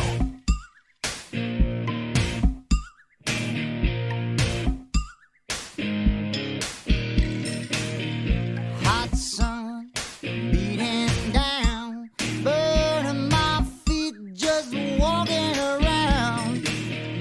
Hot sun making me sweat, gators getting close, hasn't got me yet. I can dance, I can talk, only thing about me is the way I walk. My people are very much Biden, Kamala Harris, and this is an opportunity for Joe Biden to go out there and show he has the stamina and the rest. And by the way, while the press, and for some reason they don't, there are healthcare professionals who think that Trump has dementia, that his connection, his thoughts do not go together. Man, that's not who I'm thinking about having dementia right now. That's incredible. She's projecting so much that she might just say, you know who's president right now? Donald Trump. Because she just says the exact opposite of whatever is actually happening. I've seen that video multiple times. I know what she's going to say in it. Just listening to it, I have no idea what she's talking about. No. She's all over the place. Nancy Pelosi Every once in a while. Yeah, I know it's radio, but still sometimes I talk with my hands. It's for Brad and Ryan. So they can feel like I really mean it. But every once in a while, I'll do hand gestures, and I will be like in the bottom of the fifth inning of trying to make my point, and the hand gesture comes out, and it looks, from my viewpoint, exactly like Nancy Pelosi. And I just want to quit everything. Could we just start believing everything she says and just seeing She what our sure lives does. would be like? Because she lives in some sort of other reality that I would like to just sort of participate in for a little while and see what it's like. Her conclusion here is, there are people who say Donald Trump has dementia. While the press, and for some reason they don't, there are healthcare professionals who think that Trump has dementia. Yeah, it's probably Dr. Fauci and Dr. Jill Biden. They are doctors. So is Pepper. Dr. Pepper. Cheers. Yeah, cheers with my water. I can't handle the gaslighting on this. She comes up and she just looks so nutty, and then she says nutty things, and then she accuses the only coherent person who's running for office right now in Washington, D.C. of having the problems that they seem to be having themselves. I can't. She's crazy. I don't know what to do with that. I would really like to know, like have one of those CNN panels that gets together after the debate and they discuss it. Get one of those together and just play that 10 seconds from Nancy Pelosi. They would just go with it. They would just pick up where she leaves off. That's what they do. No, not the professional panels. The random voter from Ohio. Like a focus group. Yeah, one of those things. So not okay. With the little lines that go as she's talking. Yeah, do they believe it? Are they Republican, Democrat? They go up real high on the forehead, and then they come down. Right in the middle. Up, and then they come down. Grade the last week in politics, Ryan.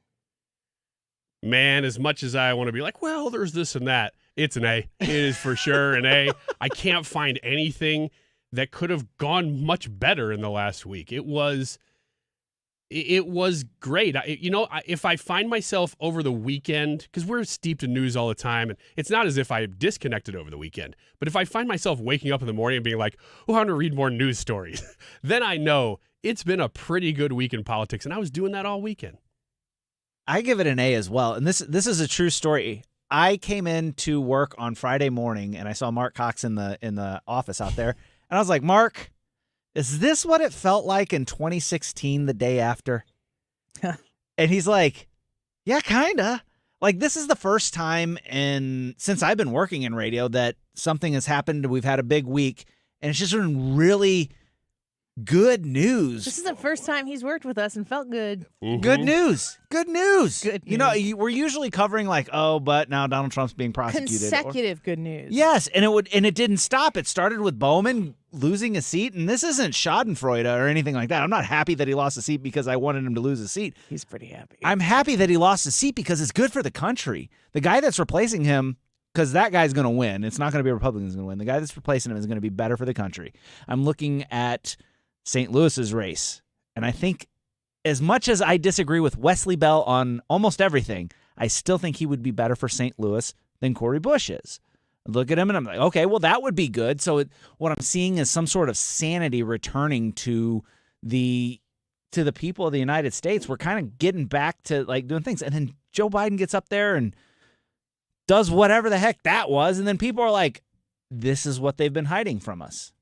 We've heard people talking about it, but this is what they've been hiding from us. The DMFI PAC released findings of a comprehensive new poll showing that St. Louis County prosecuting attorney Wesley Bell surging to a 1-point advantage, 43% over 42%, in his bid to defeat incumbent Cori Bush in this August primary. Prior to the surge, he had previously had a double-digit deficit in January. So trends suggest this is an A. Yeah. How is the week anything? I mean, there's a part of me, would it be nice if the Supreme Court justice ruling was 9-0? Listen, these liberal justices are super liberal. They are the activists on the court. They are the ones who, if Hillary Clinton had been in charge of appointing those 3 Supreme Court justices, the detriment to our country that we'd be facing right now would be, I mean, you can't get it back. And the legacy of Donald Trump exists on the Supreme Court because the Supreme Court constantly goes back to the Constitution. And yeah, there are 3 people on there that are activists in the way that they tend to rule, just putting an immense amount of authority and privilege on government to make decisions. Bureaucrats, that's the Chevron situation. The Chevron ruling takes ambiguity in regulation and doesn't just give it to unelected bureaucrats to make a decision on. They took it away from them. They said, no, that's not how this works. I'm really... Yeah, I want the conservative principle to win out, but that's because if a conservative principle is done conservatively, then it should be rooted entirely in the Constitution. So I'm interested in constitutionalists on the Supreme Court, not conservatives. I don't know how they vote, although I have an idea how most of them would vote. But they continue to say, listen, I know you got this all the way up to the Supreme Court for us to rule on this, but if it doesn't have the full grounds to be heard by the Supreme Court, try again. A Supreme Court that wanted to be a majority activist would be able to do that. In all of these cases, they would be able to do that. And they've said no. And that's what Roe v. Wade is about as well. Roe v. Wade was basically legislation from the bench, and even Ruth Bader Ginsburg had a problem with that. They've said no. You want to make a law? We will check the constitutionality of the law, but that law's got to go through a different branch of government before it comes to us. That's not why we're here. Those individuals are not elected, and they serve forever. They should not be making any kind of laws whatsoever. They should only be completely and totally adherent to the republic and to the Constitution that is the anchor for a republic. You can't deny that a constitutionalist Supreme Court is going to make everybody a little unhappy all the time. And that's the point, that there's no political party that can ever become so powerful that it can overtake a constitution that oversees all people and protects all people. From what? The government. Of course, the thing that the Supreme Court wants to say, that people want the Supreme Court to act in an activist fashion. I'm a little worried about all the winning. I feel like I'm getting buttered up to get smacked down. I would too if there was more Supreme Court coming, but they just went on break. So I'm like, let's just have a nice 4th of July holiday week. Happy Independence Day. And enjoy it. Ryan's going to be walking you through your morning fireworks. Tell people what they need to do. Listen Thursday night from 8 p.m. to 11 p.m. Apparently, I didn't say that in the promo. But I figured when I said music for fireworks that you weren't lighting off firecrackers at 8 a.m. Fireworks was, I'm sure people will be all day. I feel free. But no music for you. The key here is the p.m. nighttime fireworks. Yes, starting at 8 p.m. when it's starting to get dark. We start our music for fireworks. And the fun thing is, we do this every year. So I switch it up a little bit every year. Of course, we're going to have some of the same songs. But got a new national anthem this year. Yeah, really patriotic stuff. And I'm looking more this year for like moments in great American speeches that are like under a minute. You can just kind of splice in there because I think those really hit really well. So you're really enjoy. putting a lot of work into this. I love it every year. It's one of my favorite things I get to do here. 8 to 11. 8 to 11 p.m. Music for your evening fireworks. For your morning fireworks, you're on your own. One of those other stations is doing morning fireworks. You be here for your nighttime fireworks. Right. Oh, grade the last week in the news and the politics. A, B/C, D, or F on the Annie Fry YouTube channel. Come say hi. We'd love to talk to you. Let's take a quick break. More Annie Fry Show right after this. I can dance. I can talk. Only thing about me. Hey, it's Mark Bearden from my friends at ThrottleNet, and you've probably heard George Rosenthal from ThrottleNet on the show. He's a technology whiz, and George and his team can educate you and your business on the dangers lurking with technology. Here's a unique opportunity along those lines. Does your company have a lunch and learn or guest speakers? For a limited time, ThrottleNet is providing free lunch and learns to provide cybersecurity awareness training. One click can cause a ton of damage to your business. ThrottleNet is determined to make sure that doesn't happen. And if it does, they're the cybersecurity experts who can help. ThrottleNet is known for high customer satisfaction, averaging 99% happiness with over 35,000 surveys. They have an industry-leading response time of less than 2 minutes. And no clients of ThrottleNet have ever paid ransom as a result of a cyber attack. Contact ThrottleNet at throttlenet.com/971 and we can schedule your free company lunch. Don't miss out. Find out more today about ThrottleNet at throttlenet.com/971. We all hear the radio ads about the IRS. They tell you to be afraid, to be scared, and they try to frighten you into calling. I'm not here to do that. Tax Relief Advocates is different. TRA is here to tell you that if you owe money to the IRS, whether it's $5,000, $50,000, or $500,000, we have a solution. It doesn't matter if you're sitting in your car, at work, or with your kids. No matter where you are, call now. 800-699-1059. Don't lose hope. TRA can eliminate or reduce what you owe to the IRS. Generous programs are now available that can give you a fresh start. Our passion is taxes and helping individuals fix their IRS problems. We have over 1,000 five-star reviews on Google and an A+ with the Better Business Bureau. You don't need to be afraid of the IRS any longer. End your tax nightmare today by visiting us online at TRA.com or call 800-699-1059. That's 800-699-1059. Tax Relief Advocates. Real solutions for real people. KFTK FM Florissant. From the Under Law Injury Lawyers, GetJim.com studio. That's GetJim.com. 97.1 FM Talk. Always live on the free Odyssey app. The Supreme Court wraps up its term. I'm John Saucier, Fox News. The United States Supreme Court has now finally issued its ruling on the presidential immunity case involving former President Donald Trump. Fox Business Network's Lydia Hu has the details. It is a divided Supreme Court that tells us presidents and former presidents are entitled to limited immunity for their official actions while held in office. This opinion was authored by Chief Justice John Roberts and joined by the conservative justices, the 3 liberal justices dissenting. The majority opinion written by John Roberts says this: the president, therefore, may not be prosecuted for exercising his core constitutional powers. And going on to say he is at a minimum entitled to a presumptive immunity from prosecution for all his official acts. This ruling extends the delay in the criminal case against former President Trump, claiming he plotted to overthrow the results of the 2020 presidential election. Trump attorney Alina Habba had some reaction on the Fox News channel about this ruling. I've read little parts of it. Here's what I think. I think that the justices made the right decision. Nixon v. Fitzgerald outlined this.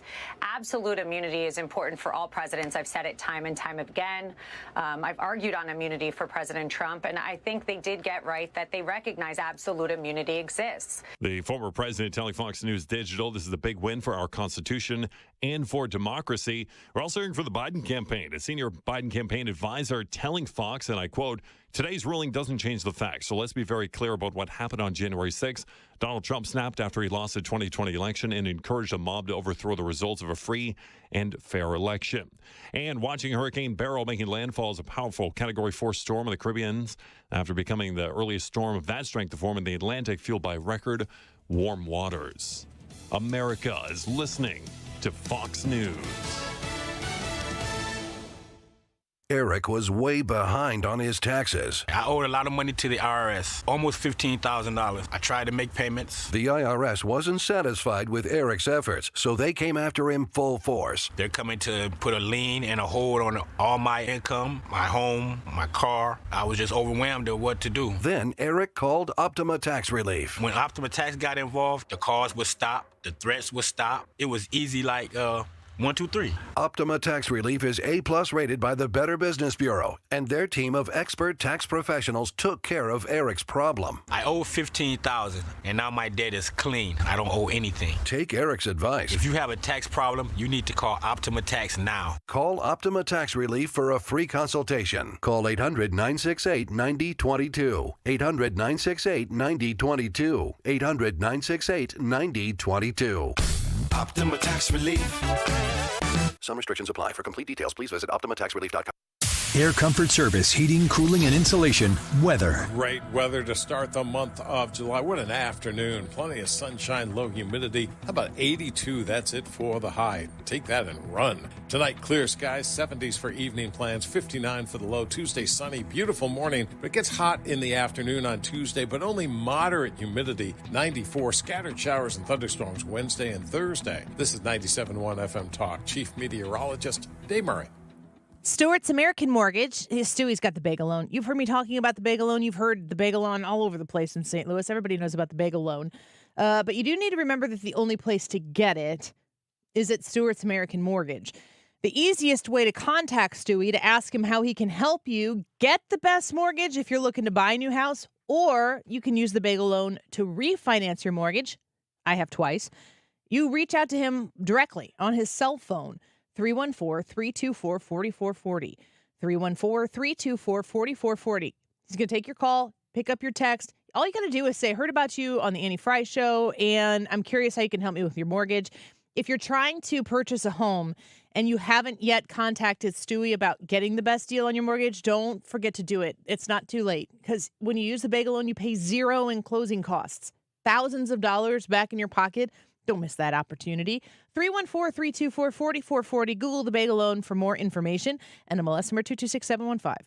If you're thinking of selling your home, I'm sure there are two things you want: certainty and the most money, right?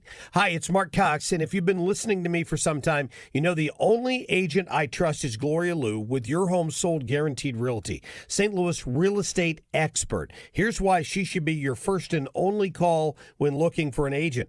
Gloria doesn't make empty promises. No, she provides written guarantees. Now, what does this mean for you? Certainty. Now, certainty isn't the only thing you want. You also want the most money. Gloria is able to get her home sellers more money than the average agent because she already has the buyers. This is why Gloria will guarantee to sell your home at your agreed upon price, or she'll buy it. To get your guaranteed price, call St. Louis real estate expert Gloria Liu at 314-325-6888. That's 314-325-6888. Or visit GloriaHasTheBuyers.com. That's GloriaHasTheBuyers.com. Conditions apply. Gloria and seller must agree on price and possession date. What better way to support your nutrition than with the multivitamin that was created right here in St. Louis? Neovitin Original Multivitamin was created by St. Louis physician Dr. Abicki to support his own nutrition when he needed it most. Now, Neovitin Original Multivitamin is formulated with sensible doses of vitamins, minerals, antioxidants, and Dr. Abicki's proprietary blend to give you nutritional support you won't find anywhere else. Neovitin is now conveniently available through our no-obligation monthly subscription. Cancel or pause at any time, and shipping is free. Support your nutrition with a subscription to Neovitin at neovitin.com today. Look at your cup holder. It's empty, and you're feeling thirsty. Head to a nearby convenience store and fill it with a Pepsi Zero Sugar, Mountain Dew, or Starry. Grab a delicious, refreshing Pepsi for the road. Hey, it's Mark Reardon. If you're nearing retirement or already retired, call my friends Thomas Helbig and Bob Kershaw with the Retirement Advisory Group. They'll show you how linking to the market is much safer than owning the market for your retirement savings. They're the official financial advisors of my show. Go to retirementkey.com. We're here to help you get registered to vote, whether you're in Missouri or Illinois. Democracy 2024 on 97.1 FM Talk. If you need help getting registered, go to 971talk.com/vote. That is exactly what I needed to hear. Thank God someone here knows what you're talking about. That's us. That's right. Gotta love this American ride. All right, you need to take the time and get the full picture. Come on, turn the radio on. It's Saturday and I won't be long. Don't get me wrong. I love the ladies. I mean, they rev my engine, but they don't belong in the newsroom. It is Anchor Man, not Anchor Lady. What do you want from me? I'm not America's sweetheart. Goodness sake, kid. Keep your voice down. Your father's listening to the radio. I'm not America's sweetheart. This is the Annie Fry Show. You know, Joe, he famously loves trains, but apparently not of thought. I mean, it's just all night, confused and halting and trailing off. I've seen beauty pageant contestants answer questions better. I mean, I don't...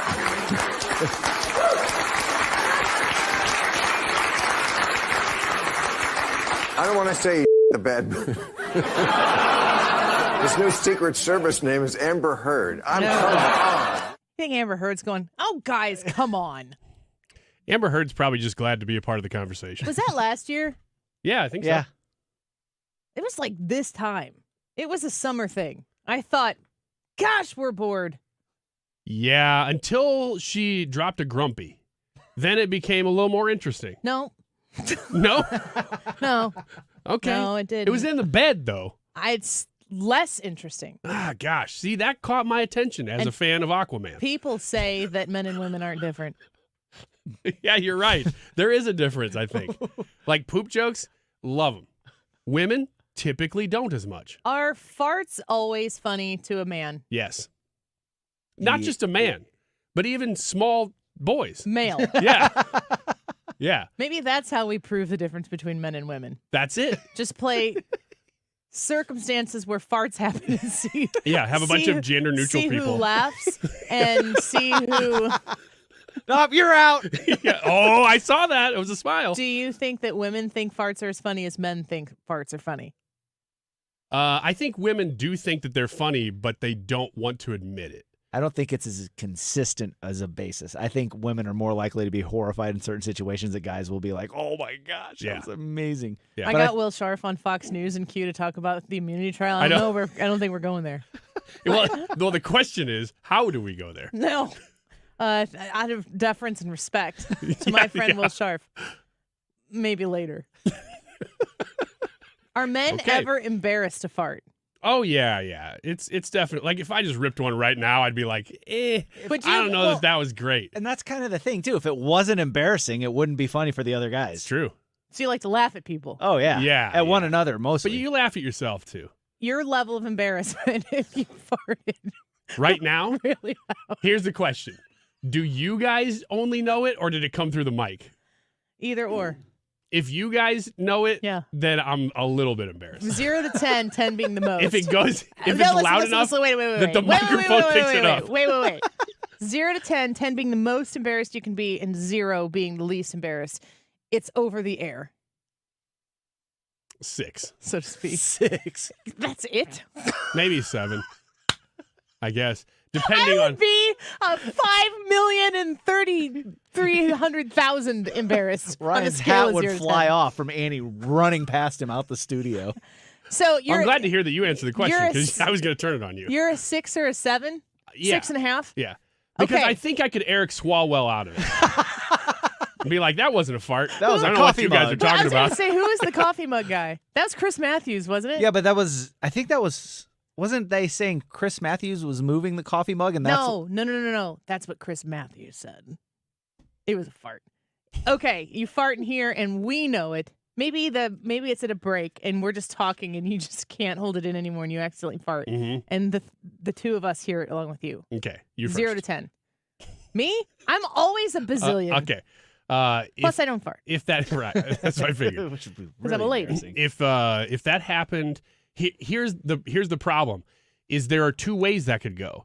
One is you guys are like, that was funny, but then we got to like interview Cully Stimson. And so I know that it's done. You guys are over it. Maybe it'll come up down the road, but what it's happens okay. if I can't compose myself and if I'm we're laughing going through talking into to a Cully break Stimson? where there's no plan and I know, this is going to be the break, then I'm probably at like a 9. Because I'm like bracing for impact from whatever you guys are going to bring up. So if it's just the three of us in a room, maybe we're not even on the air. It's a different time, and you fart in front of us. 0 to 10. How embarrassed are you? Still probably a 6. Three 7. of us.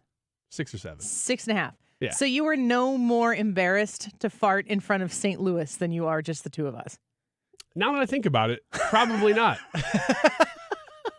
Because the problem would be if you guys were bringing it up. Yeah, that's the key. All right. Now what if it's just you and Brad and you fart? 0 to 10. Oh, I think that's probably happened. Oh, I've heard about it. Has it? I don't know. Maybe I'd say a 1. What if it's just you and me?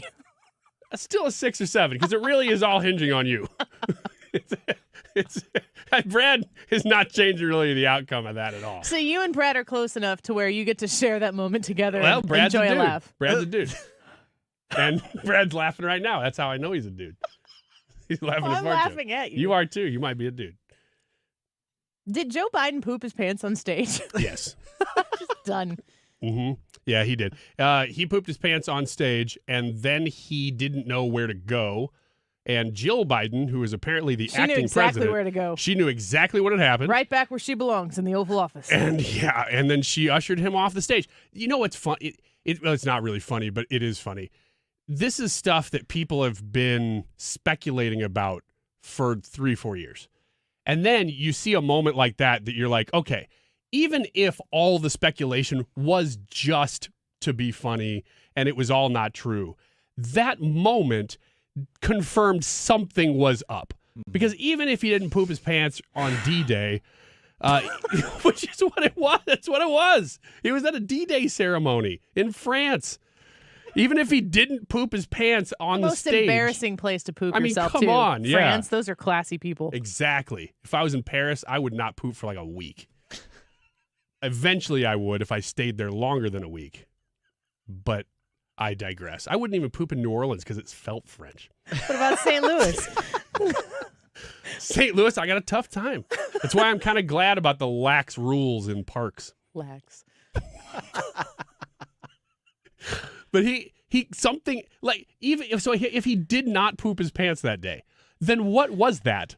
It's again, you go back to, okay, then explain it. Because I'm willing to accept whatever your explanation is, but that's the most obvious one. You're talking about the pause and the squat, right? Pause in the squat. Where he looks like there's a chair behind him, but he then realizes there's not, and he doesn't know what to do. It's like in a bent knees. Now, in Joe Biden's... It's called a squaz.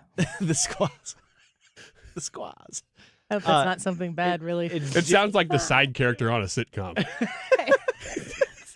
What's up, Squaz? It's like Mike Seaver's cousin or whatever. Right, yeah. The squaz. The squaz is coming over. Oh, man, that Mike guy. Seavers. He'll get you in some trouble. The squaz. Now, his friend's name was Boner. Was it really? Yeah, it really was.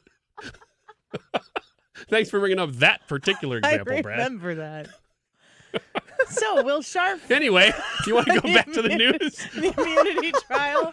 We should, we started this too soon because I still have like 5 minutes.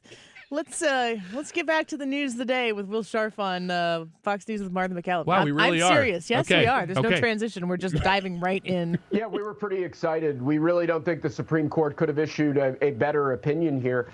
At oral argument, Justice Neil Gorsuch said that this case goes well beyond President Trump. It's truly one for the ages. And I think that's the sort of opinion that we got out of the court today. This is an opinion that upholds our constitutional system of separation of powers. It defends the institution and the office of the presidency. Certainly, it has a drastic and devastating impact on Jack Smith's ongoing prosecution of President Trump. But more than that, we're just very happy that the Supreme Court stuck to the Constitution, stuck to the rule of law, and defended the institution of the presidency in this case. So I want to read to you a USA Today report today, yesterday, June 30th. It says, historian who predicted 9 of the last 10 election results says Democrats shouldn't drop Joe Biden. Lichtman is the doctor, says it's a huge mistake. They're not doctors. They don't know whether Biden is physically capable of carrying out a second term or not. This is all foolhardy nonsense, he told CNN. I saw that. What? Yeah. And by the way, his wife is a doctor. Yeah. Don't you know anything? Don't you watch The View? I mean, even The View doesn't watch The View. Alan Dr. Joy Lichtman, Behar. the historian who has correctly forecasted the results of 9 out of the 10 most recent presidential elections, argued on Saturday that replacing Joe Biden could cost Democrats the 2024 election. Man, those are some dire straits. Lichtman, a professor at American University, rejected the growing chorus of political pundits and Democrat activists who have called on Joe Biden, 81, to bow out of the presidential race after his disastrous debate performance last week against the former President Donald Trump. The pivotal moment brought fresh questions about Biden's age and ability to serve second term. I mean, you as a son or a daughter notice that mom or dad doesn't quite have it. You've got to do some things for them that you haven't had to previously. You've noticed a pattern in certain kinds of behavior. Are you supposed to be like, oh, you're good. I'm not a doctor. Yeah. Don't you? Isn't the loving thing to do to be like, let's get this checked out? That's what you do to someone you love. It seems like that's what you would do, but I've already told my kids 10, 10, and 7 that if I start to show signs of dementia, put me on the ballot. Because I want them to know It depends. that is the loving thing to do because, as you know, I am a Biden supporter. Yeah. Mm-hmm. I take my cues from the top of the ticket. That's what they do. That's what we do. I heard today that if Kamala Harris is to be the nominee, that she has access to the same funds that have been raised for Joe Biden because she's on the ticket. So she is part of the ticket that the funds have been raised for. Anyone else does not have direct access to those dollars. That's a huge problem. Mm-hmm.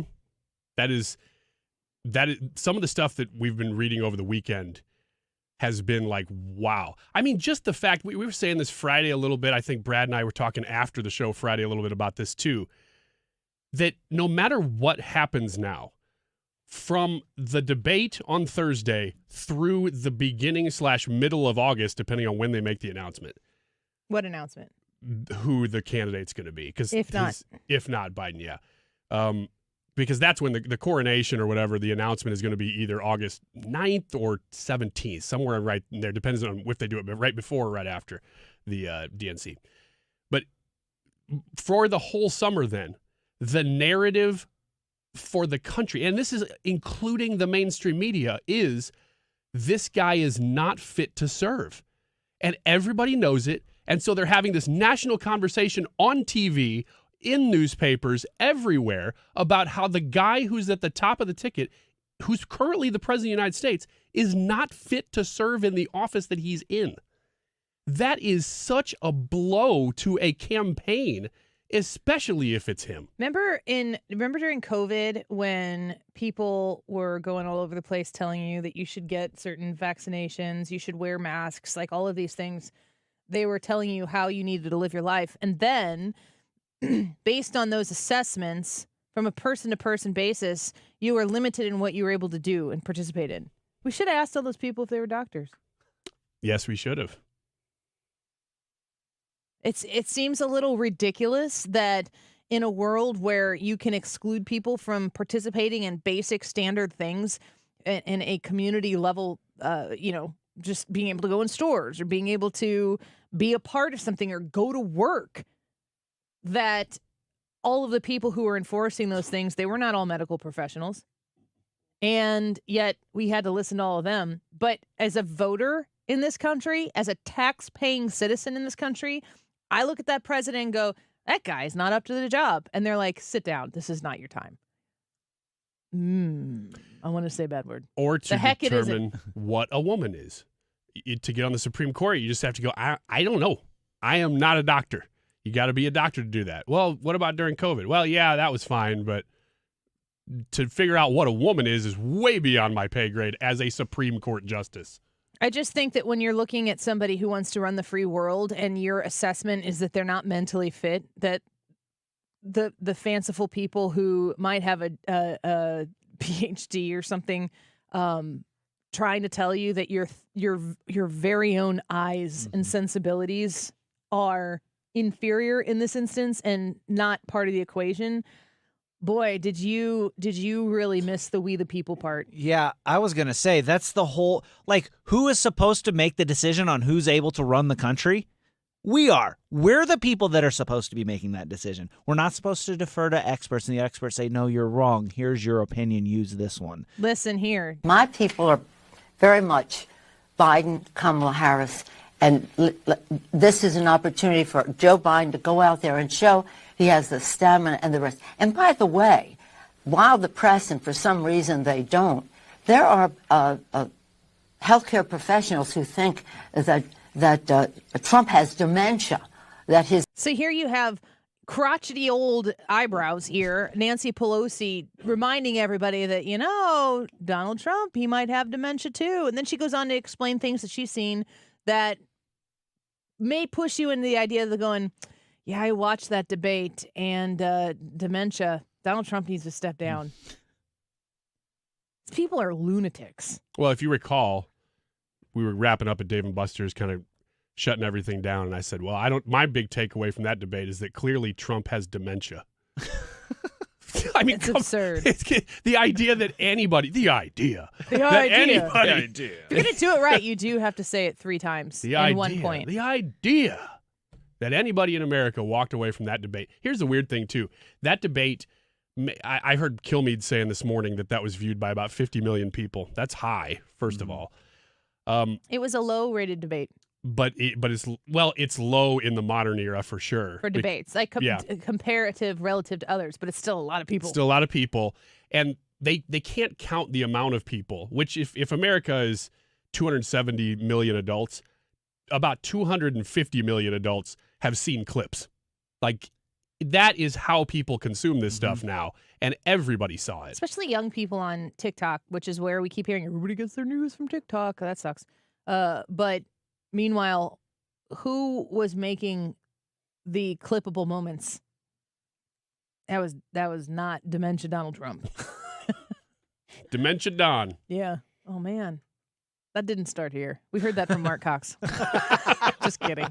Let's take a quick break. When we come back, speaking of, I've got something to help you out, Ryan. 19 things that made people realize that they're old. I don't want to be a part of this segment. You are. I'm professionally blissfully obligated. ignorant. Well, did you just fart?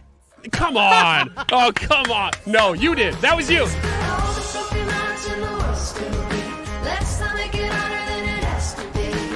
This is the Annie Fry Show. Follow Annie on Twitter at Annie Fry Show.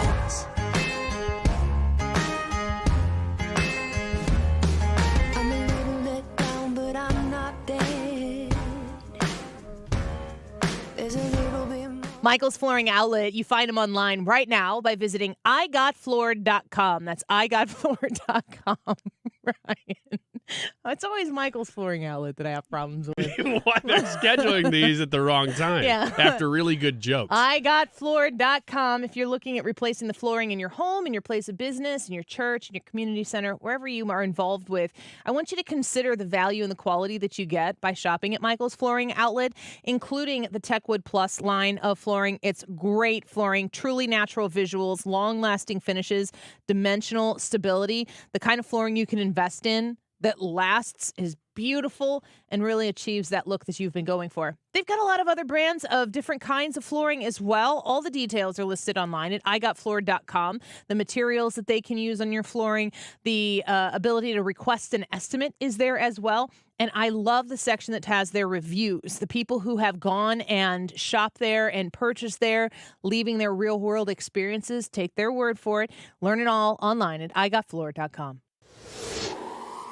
Summer is here, which means pool days, beach trips, and yeah, you guessed it, traffic jams. Oh yeah, and heat waves. Don't let summer catch you by surprise. Get the local news you need, no matter what you're up to, with the free Odyssey app. And never miss a beat with alerts on breaking stories sent directly to your phone. Listen today on the free Odyssey app. That's AUDACY.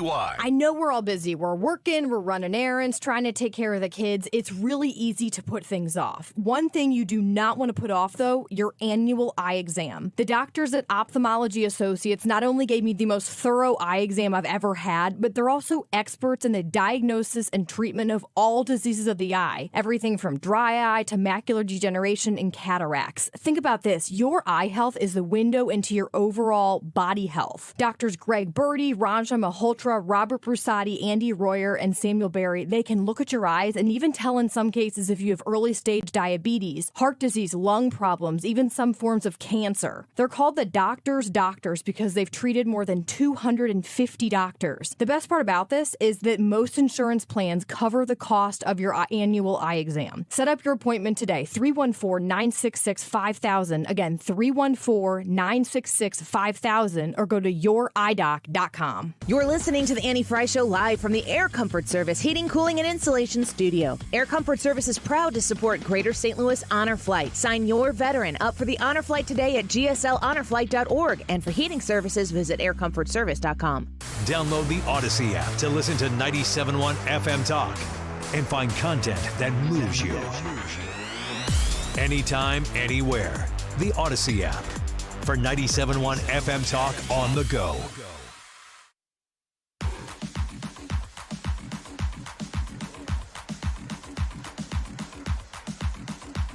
This is the Annie Fry Show. Follow Annie on Twitter at Annie Fry Show.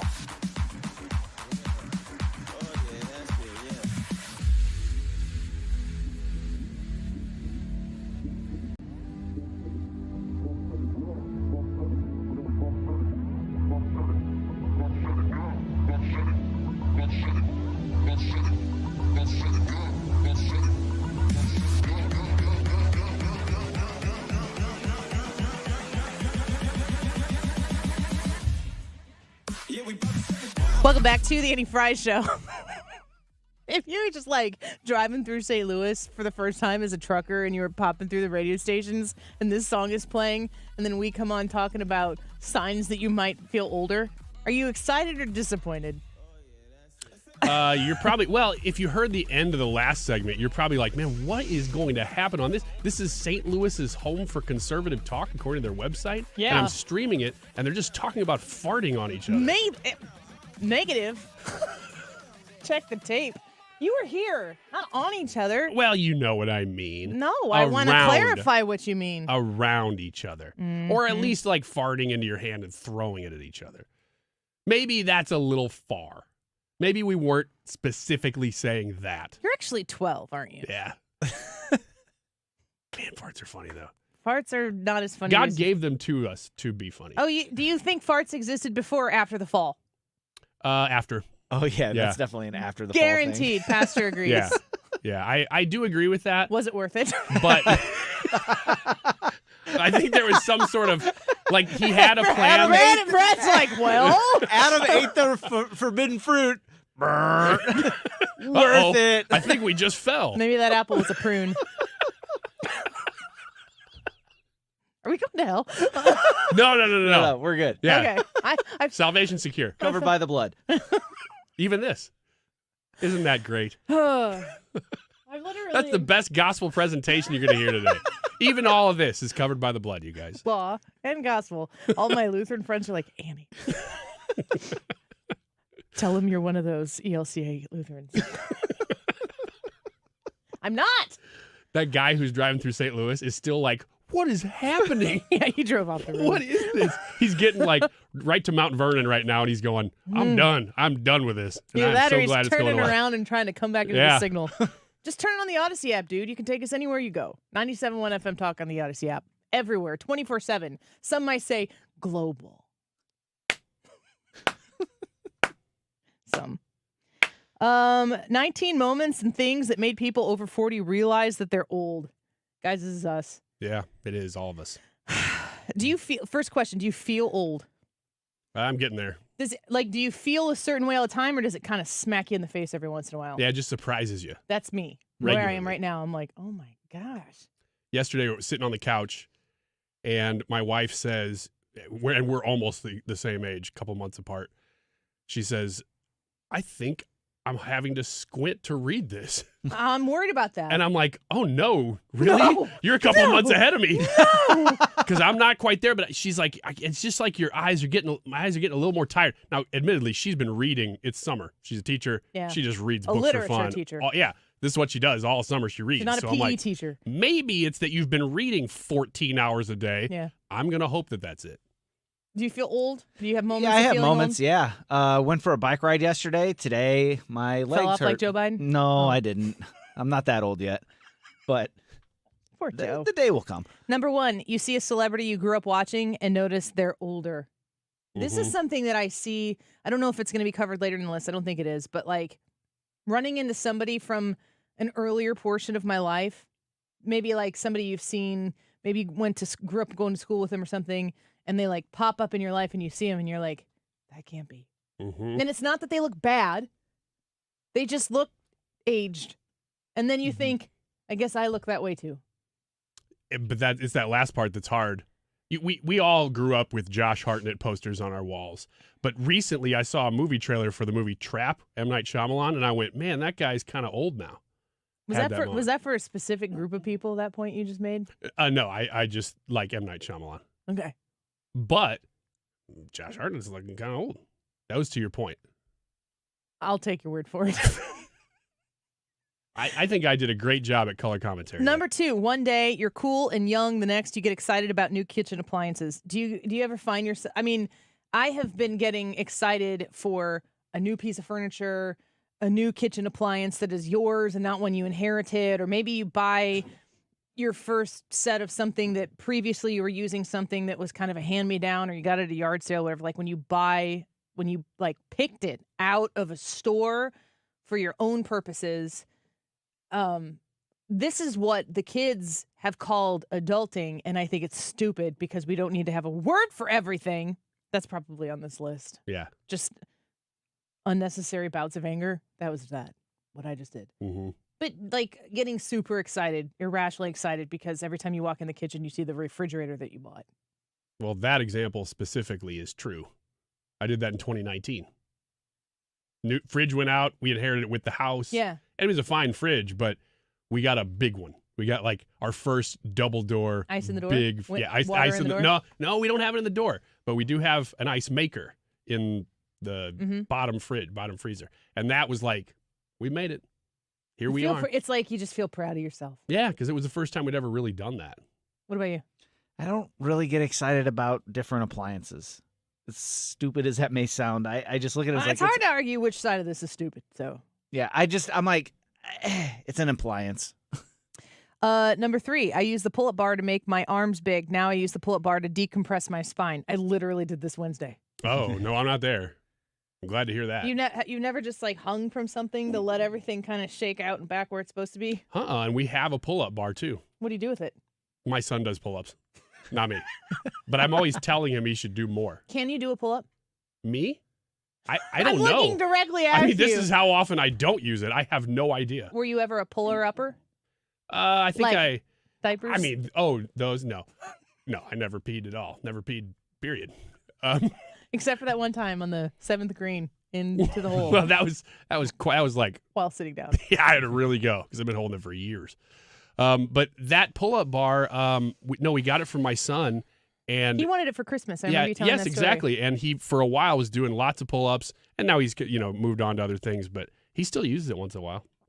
I don't know if that answers your question because I don't remember. I've never ever in my life been able to do a pull-up. I've always been very strong and athletic, and never in my life been able to do a pull-up. And I asked I told my trainer that when we first started working out, when I was about 3 months out from doing the Blue Angels, I was like, he said something about pull-ups. I go, I've never been able to do a pull-up. He's like, you want to? And I'm like, no, no, that is in zero way, shape, or form a dream of mine. Not interested. I do remember now. It's just a memory. It's coming right back real quick. This is a lie, right? No, it's 100% true. I think it was 5th, 6th grade.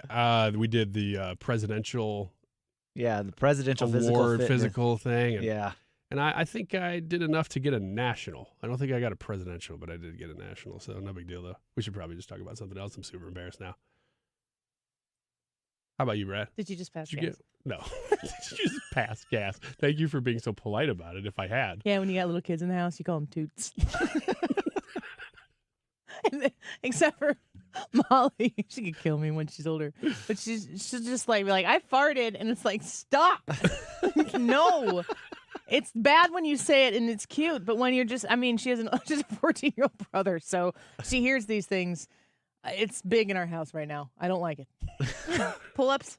Yeah, it was the year before last. I set a New Year's resolution to be able to do 10 by the end of the year, and I was able to get that. Yeah. I don't think I could do 10 anymore. You definitely got to maintain it. Maybe 1 or 2. 4, I hate going out now. Hi, my name is Annie, and I hate going out all of the time. I think I've come full circle where I'm back to enjoying it once in a while again, because I went through a period where I wasn't at all. And now it's like, oh, yeah, once in a while. Molly's 3. And this is traditionally the time where my husband and I look at each other like, oh, the baby phase is over. That's so sad. We should have another baby. And I'm like, nuh-uh. I do not want to be pregnant again. Maybe we'll adopt someday. That is totally on the table. But as we're moving to the place where my son can babysit them for a little bit with my son is 14. My daughter is responsible. Charlie, I love you. He's listening right now, I'm sure. we can go to the store if we want to. We could go see a movie if we wanted to. And so we're starting to get this little elbow room of freedom. And every once in a while, I see a cuddly, squishy little baby, and I'm like, oh, and then I slap myself in the face and think about my own time. So I kind of hope that the enjoyment of going out doesn't seem like it's just so much work and it's so expensive to go anywhere. It's like, why would I do that? Mm-hmm.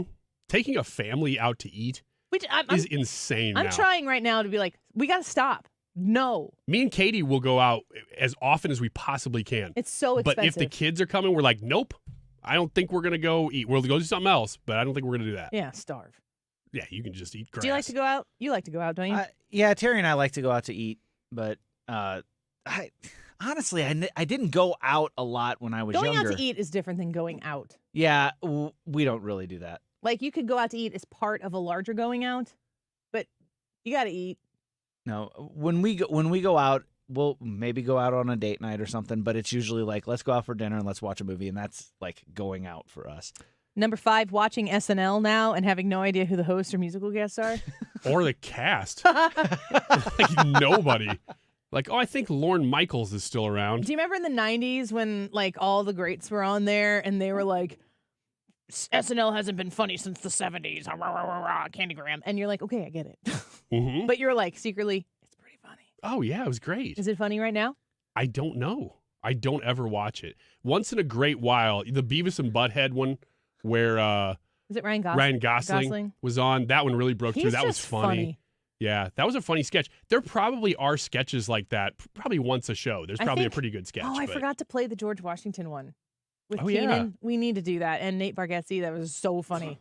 So it really, to me, is if I find it to be funny and interesting, it's usually because I find the initial person who's in it to be funny and interesting, and so I'm predisposed to liking it.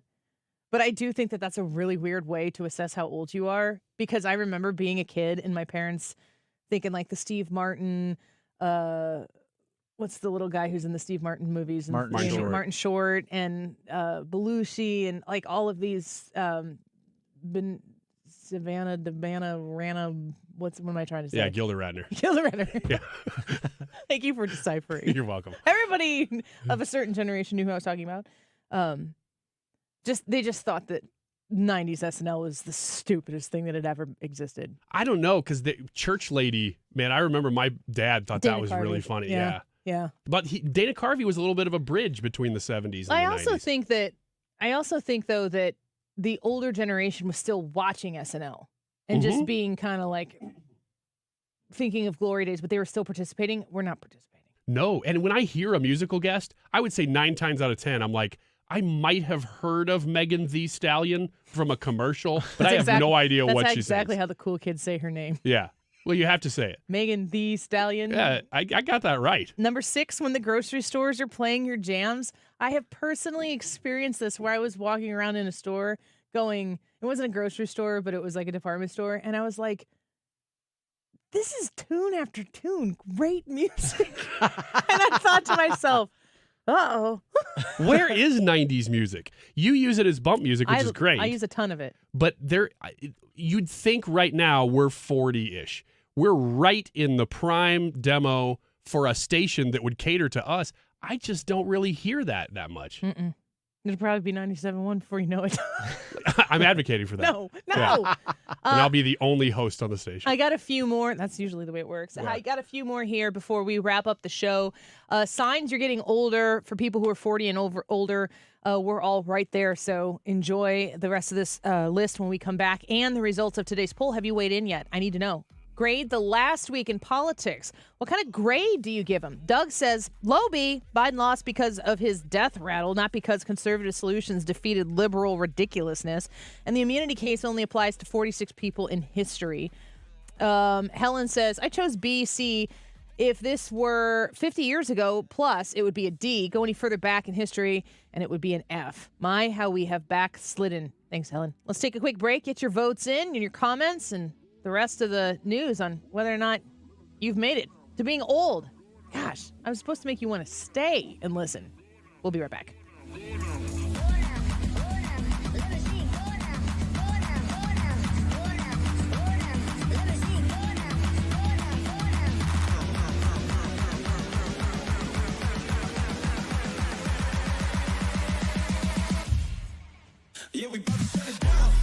AirComfortService.com. It's been hot. It's not terrible today. It's a pretty nice day today. But when that heat really sets in, you got to make sure that you have the AC working well in your home. And a reminder for those of you who care for loved ones who might be a little bit older, make sure that their AC is working also. They will come to your house. They'll do a tune-up to make sure that everything is in good working order, highlight areas where you might need to get some maintenance done, which is going to be a lot more affordable than replacing the whole unit. But they also service commercial places of business. So if you've got an HVAC system, and it's a big one, and it's a commercial grade, you want to make sure that whatever you need to do to it, that you're doing the right thing to it. They will come in and give you a free second opinion on a heat exchange or a compressor repair. Air Comfort Services provided residential and commercial heating and cooling services for 55 plus years. They are the best at it. They are reliable, and they are waiting for you to reach out to them to get it scheduled today. 314-513-0091. 314-513-0091. Reach out to Air Comfort Service and tell them Annie sent you. Online at aircomfortservice.com. Del Walmsley and the Wealth Cycle. This is the wealth cycle that I've taught for 30 years. Buy one house, 10 houses, an apartment, 2 apartments, 8, 20, 500 units, 1,000 units, 2,000, 5,000 units. And as you keep putting the money and the profits back in, you become one of those rich people. And much quicker than you'd even believe. Learn Del's Wealth Cycle at GiveMeTotalFreedom.com. Use promo code 2024. Save 60%. Code 2024. GiveMeTotalFreedom.com. GiveMeTotalFreedom.com. This station is now conducting a test of the emergency alert system. This is only a test.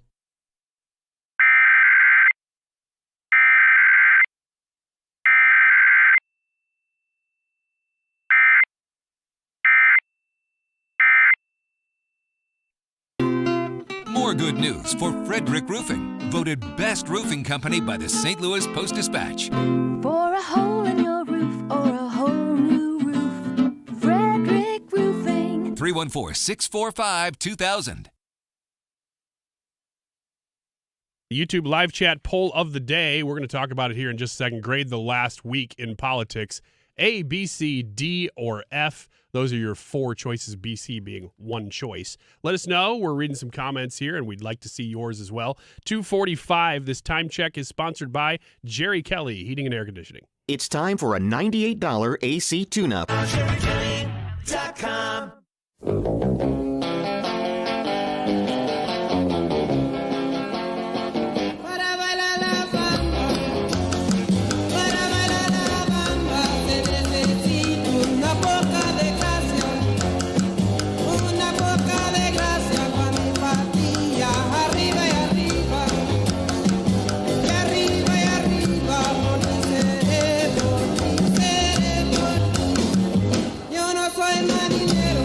This is the Annie Fry Show. I think the juxtaposition of this song and Tequila is like the whole vibe that was being. This is from the 80s too, right? The song is originally from the 50s, but the movie was from the 80s, so it had a resurgence. Yeah, that's right. What's the movie? La Bamba. La Bamba? Yeah. I can see, what's his name? Richie Valens? Lou Diamond Phillips. I can just see him in like my childhood, just being a huge, huge deal. 87 was the movie, 1987. That and Tequila. And when people were suggesting films that I should watch with my kids from back in the day, Pee Wee Herman's Big Adventure came up. Oh, good to know. Isn't that a good one? Oh, man. Yeah, I thought you were going to say La Bamba, and I'm like, really? No. That's a surprise. No. Pee Wee Herman's great. Tequila. Do you immediately associate Tequila with Pee Wee Herman? I used to, and I should.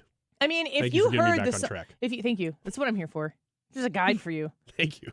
If you hear the song Tequila, aren't you internally thinking of the Pee Wee Herman dance? We've had this conversation on the air where people, like younger people here, are like, we don't know what you're talking about. It's where he's wearing the platform shoes and walking and front and back, right? It's not complicated. Yeah. No, it's not a hard dance. We were doing TikTok dances way before TikTok. Mm-hmm. They were simpler then. That movie, the only thing, because that movie was probably mid-'80s, 85-ish, 86, something like that. I would have been 4 or 5 years old when that came out. And the only thing... 85.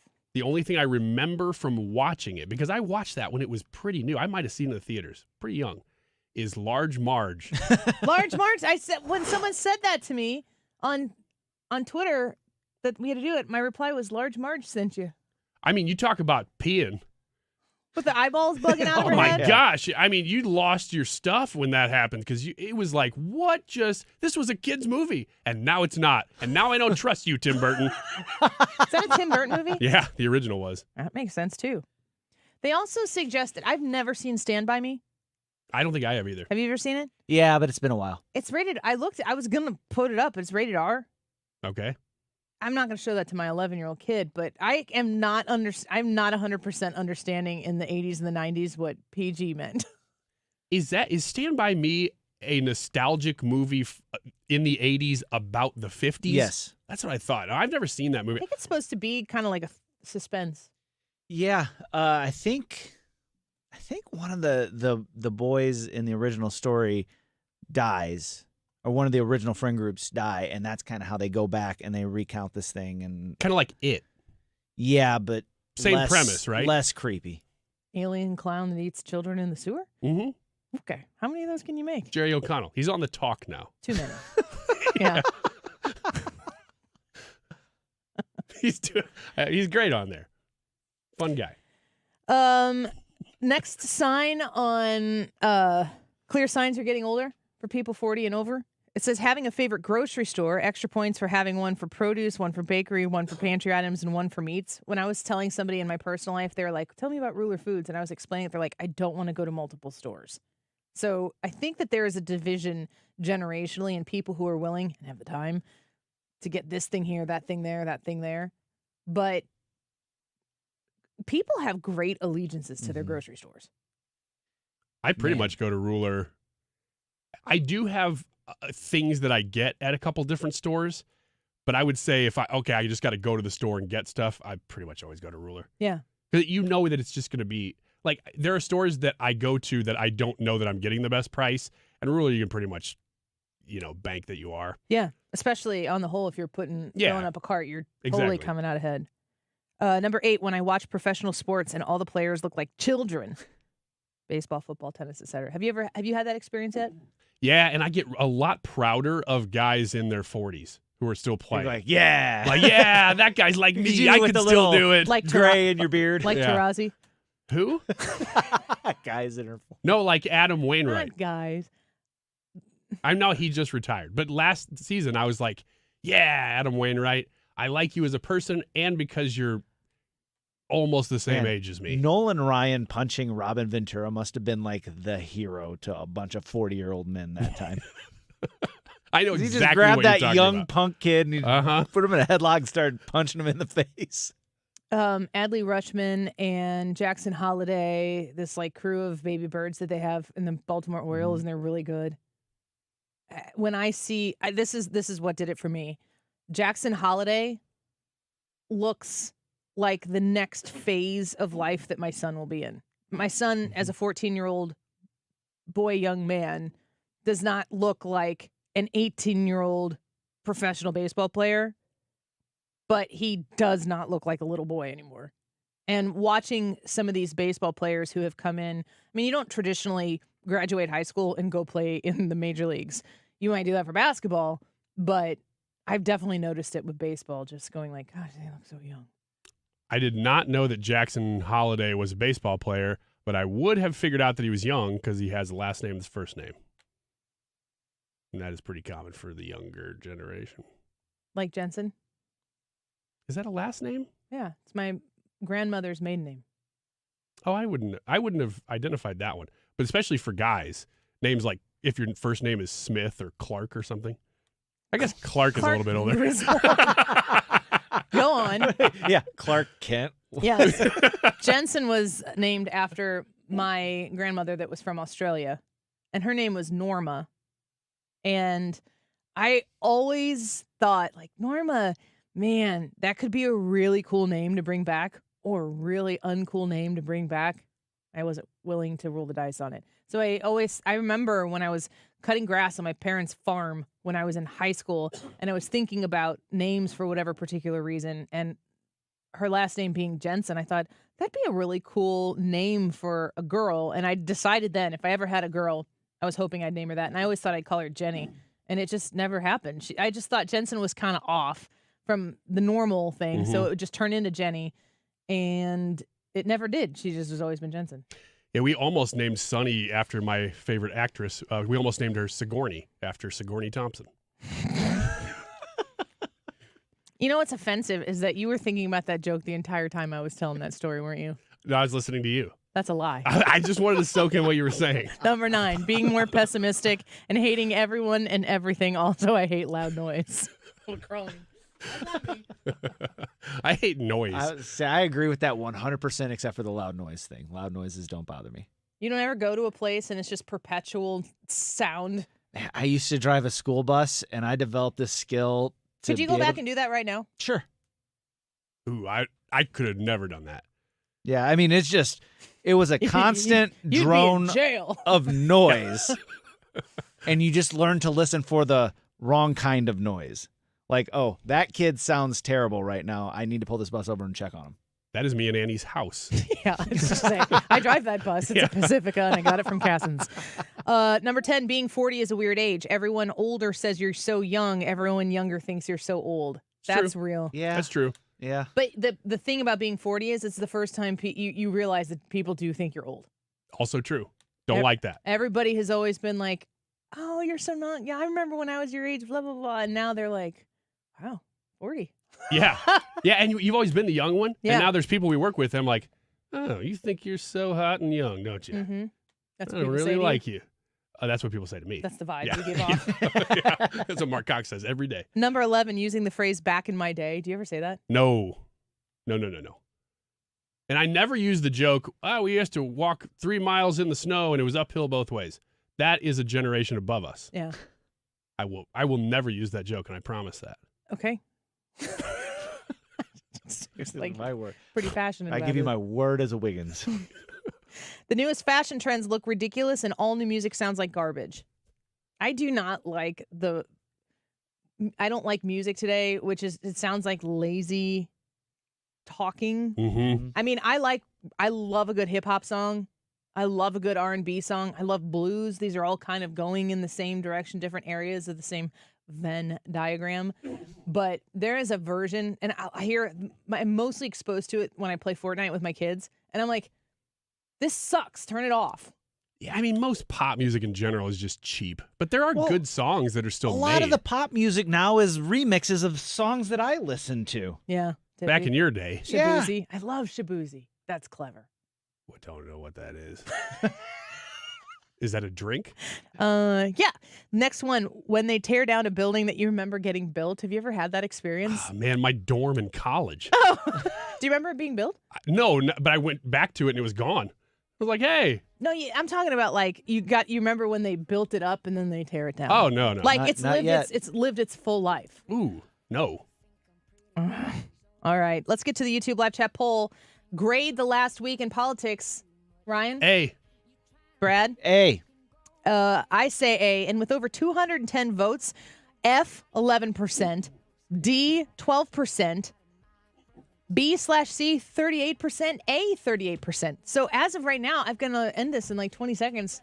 38% tie. Wow. Come on. Vote Fonzie. Vote A. Oh, gosh. Stick around. Mark Reardon Show coming up next.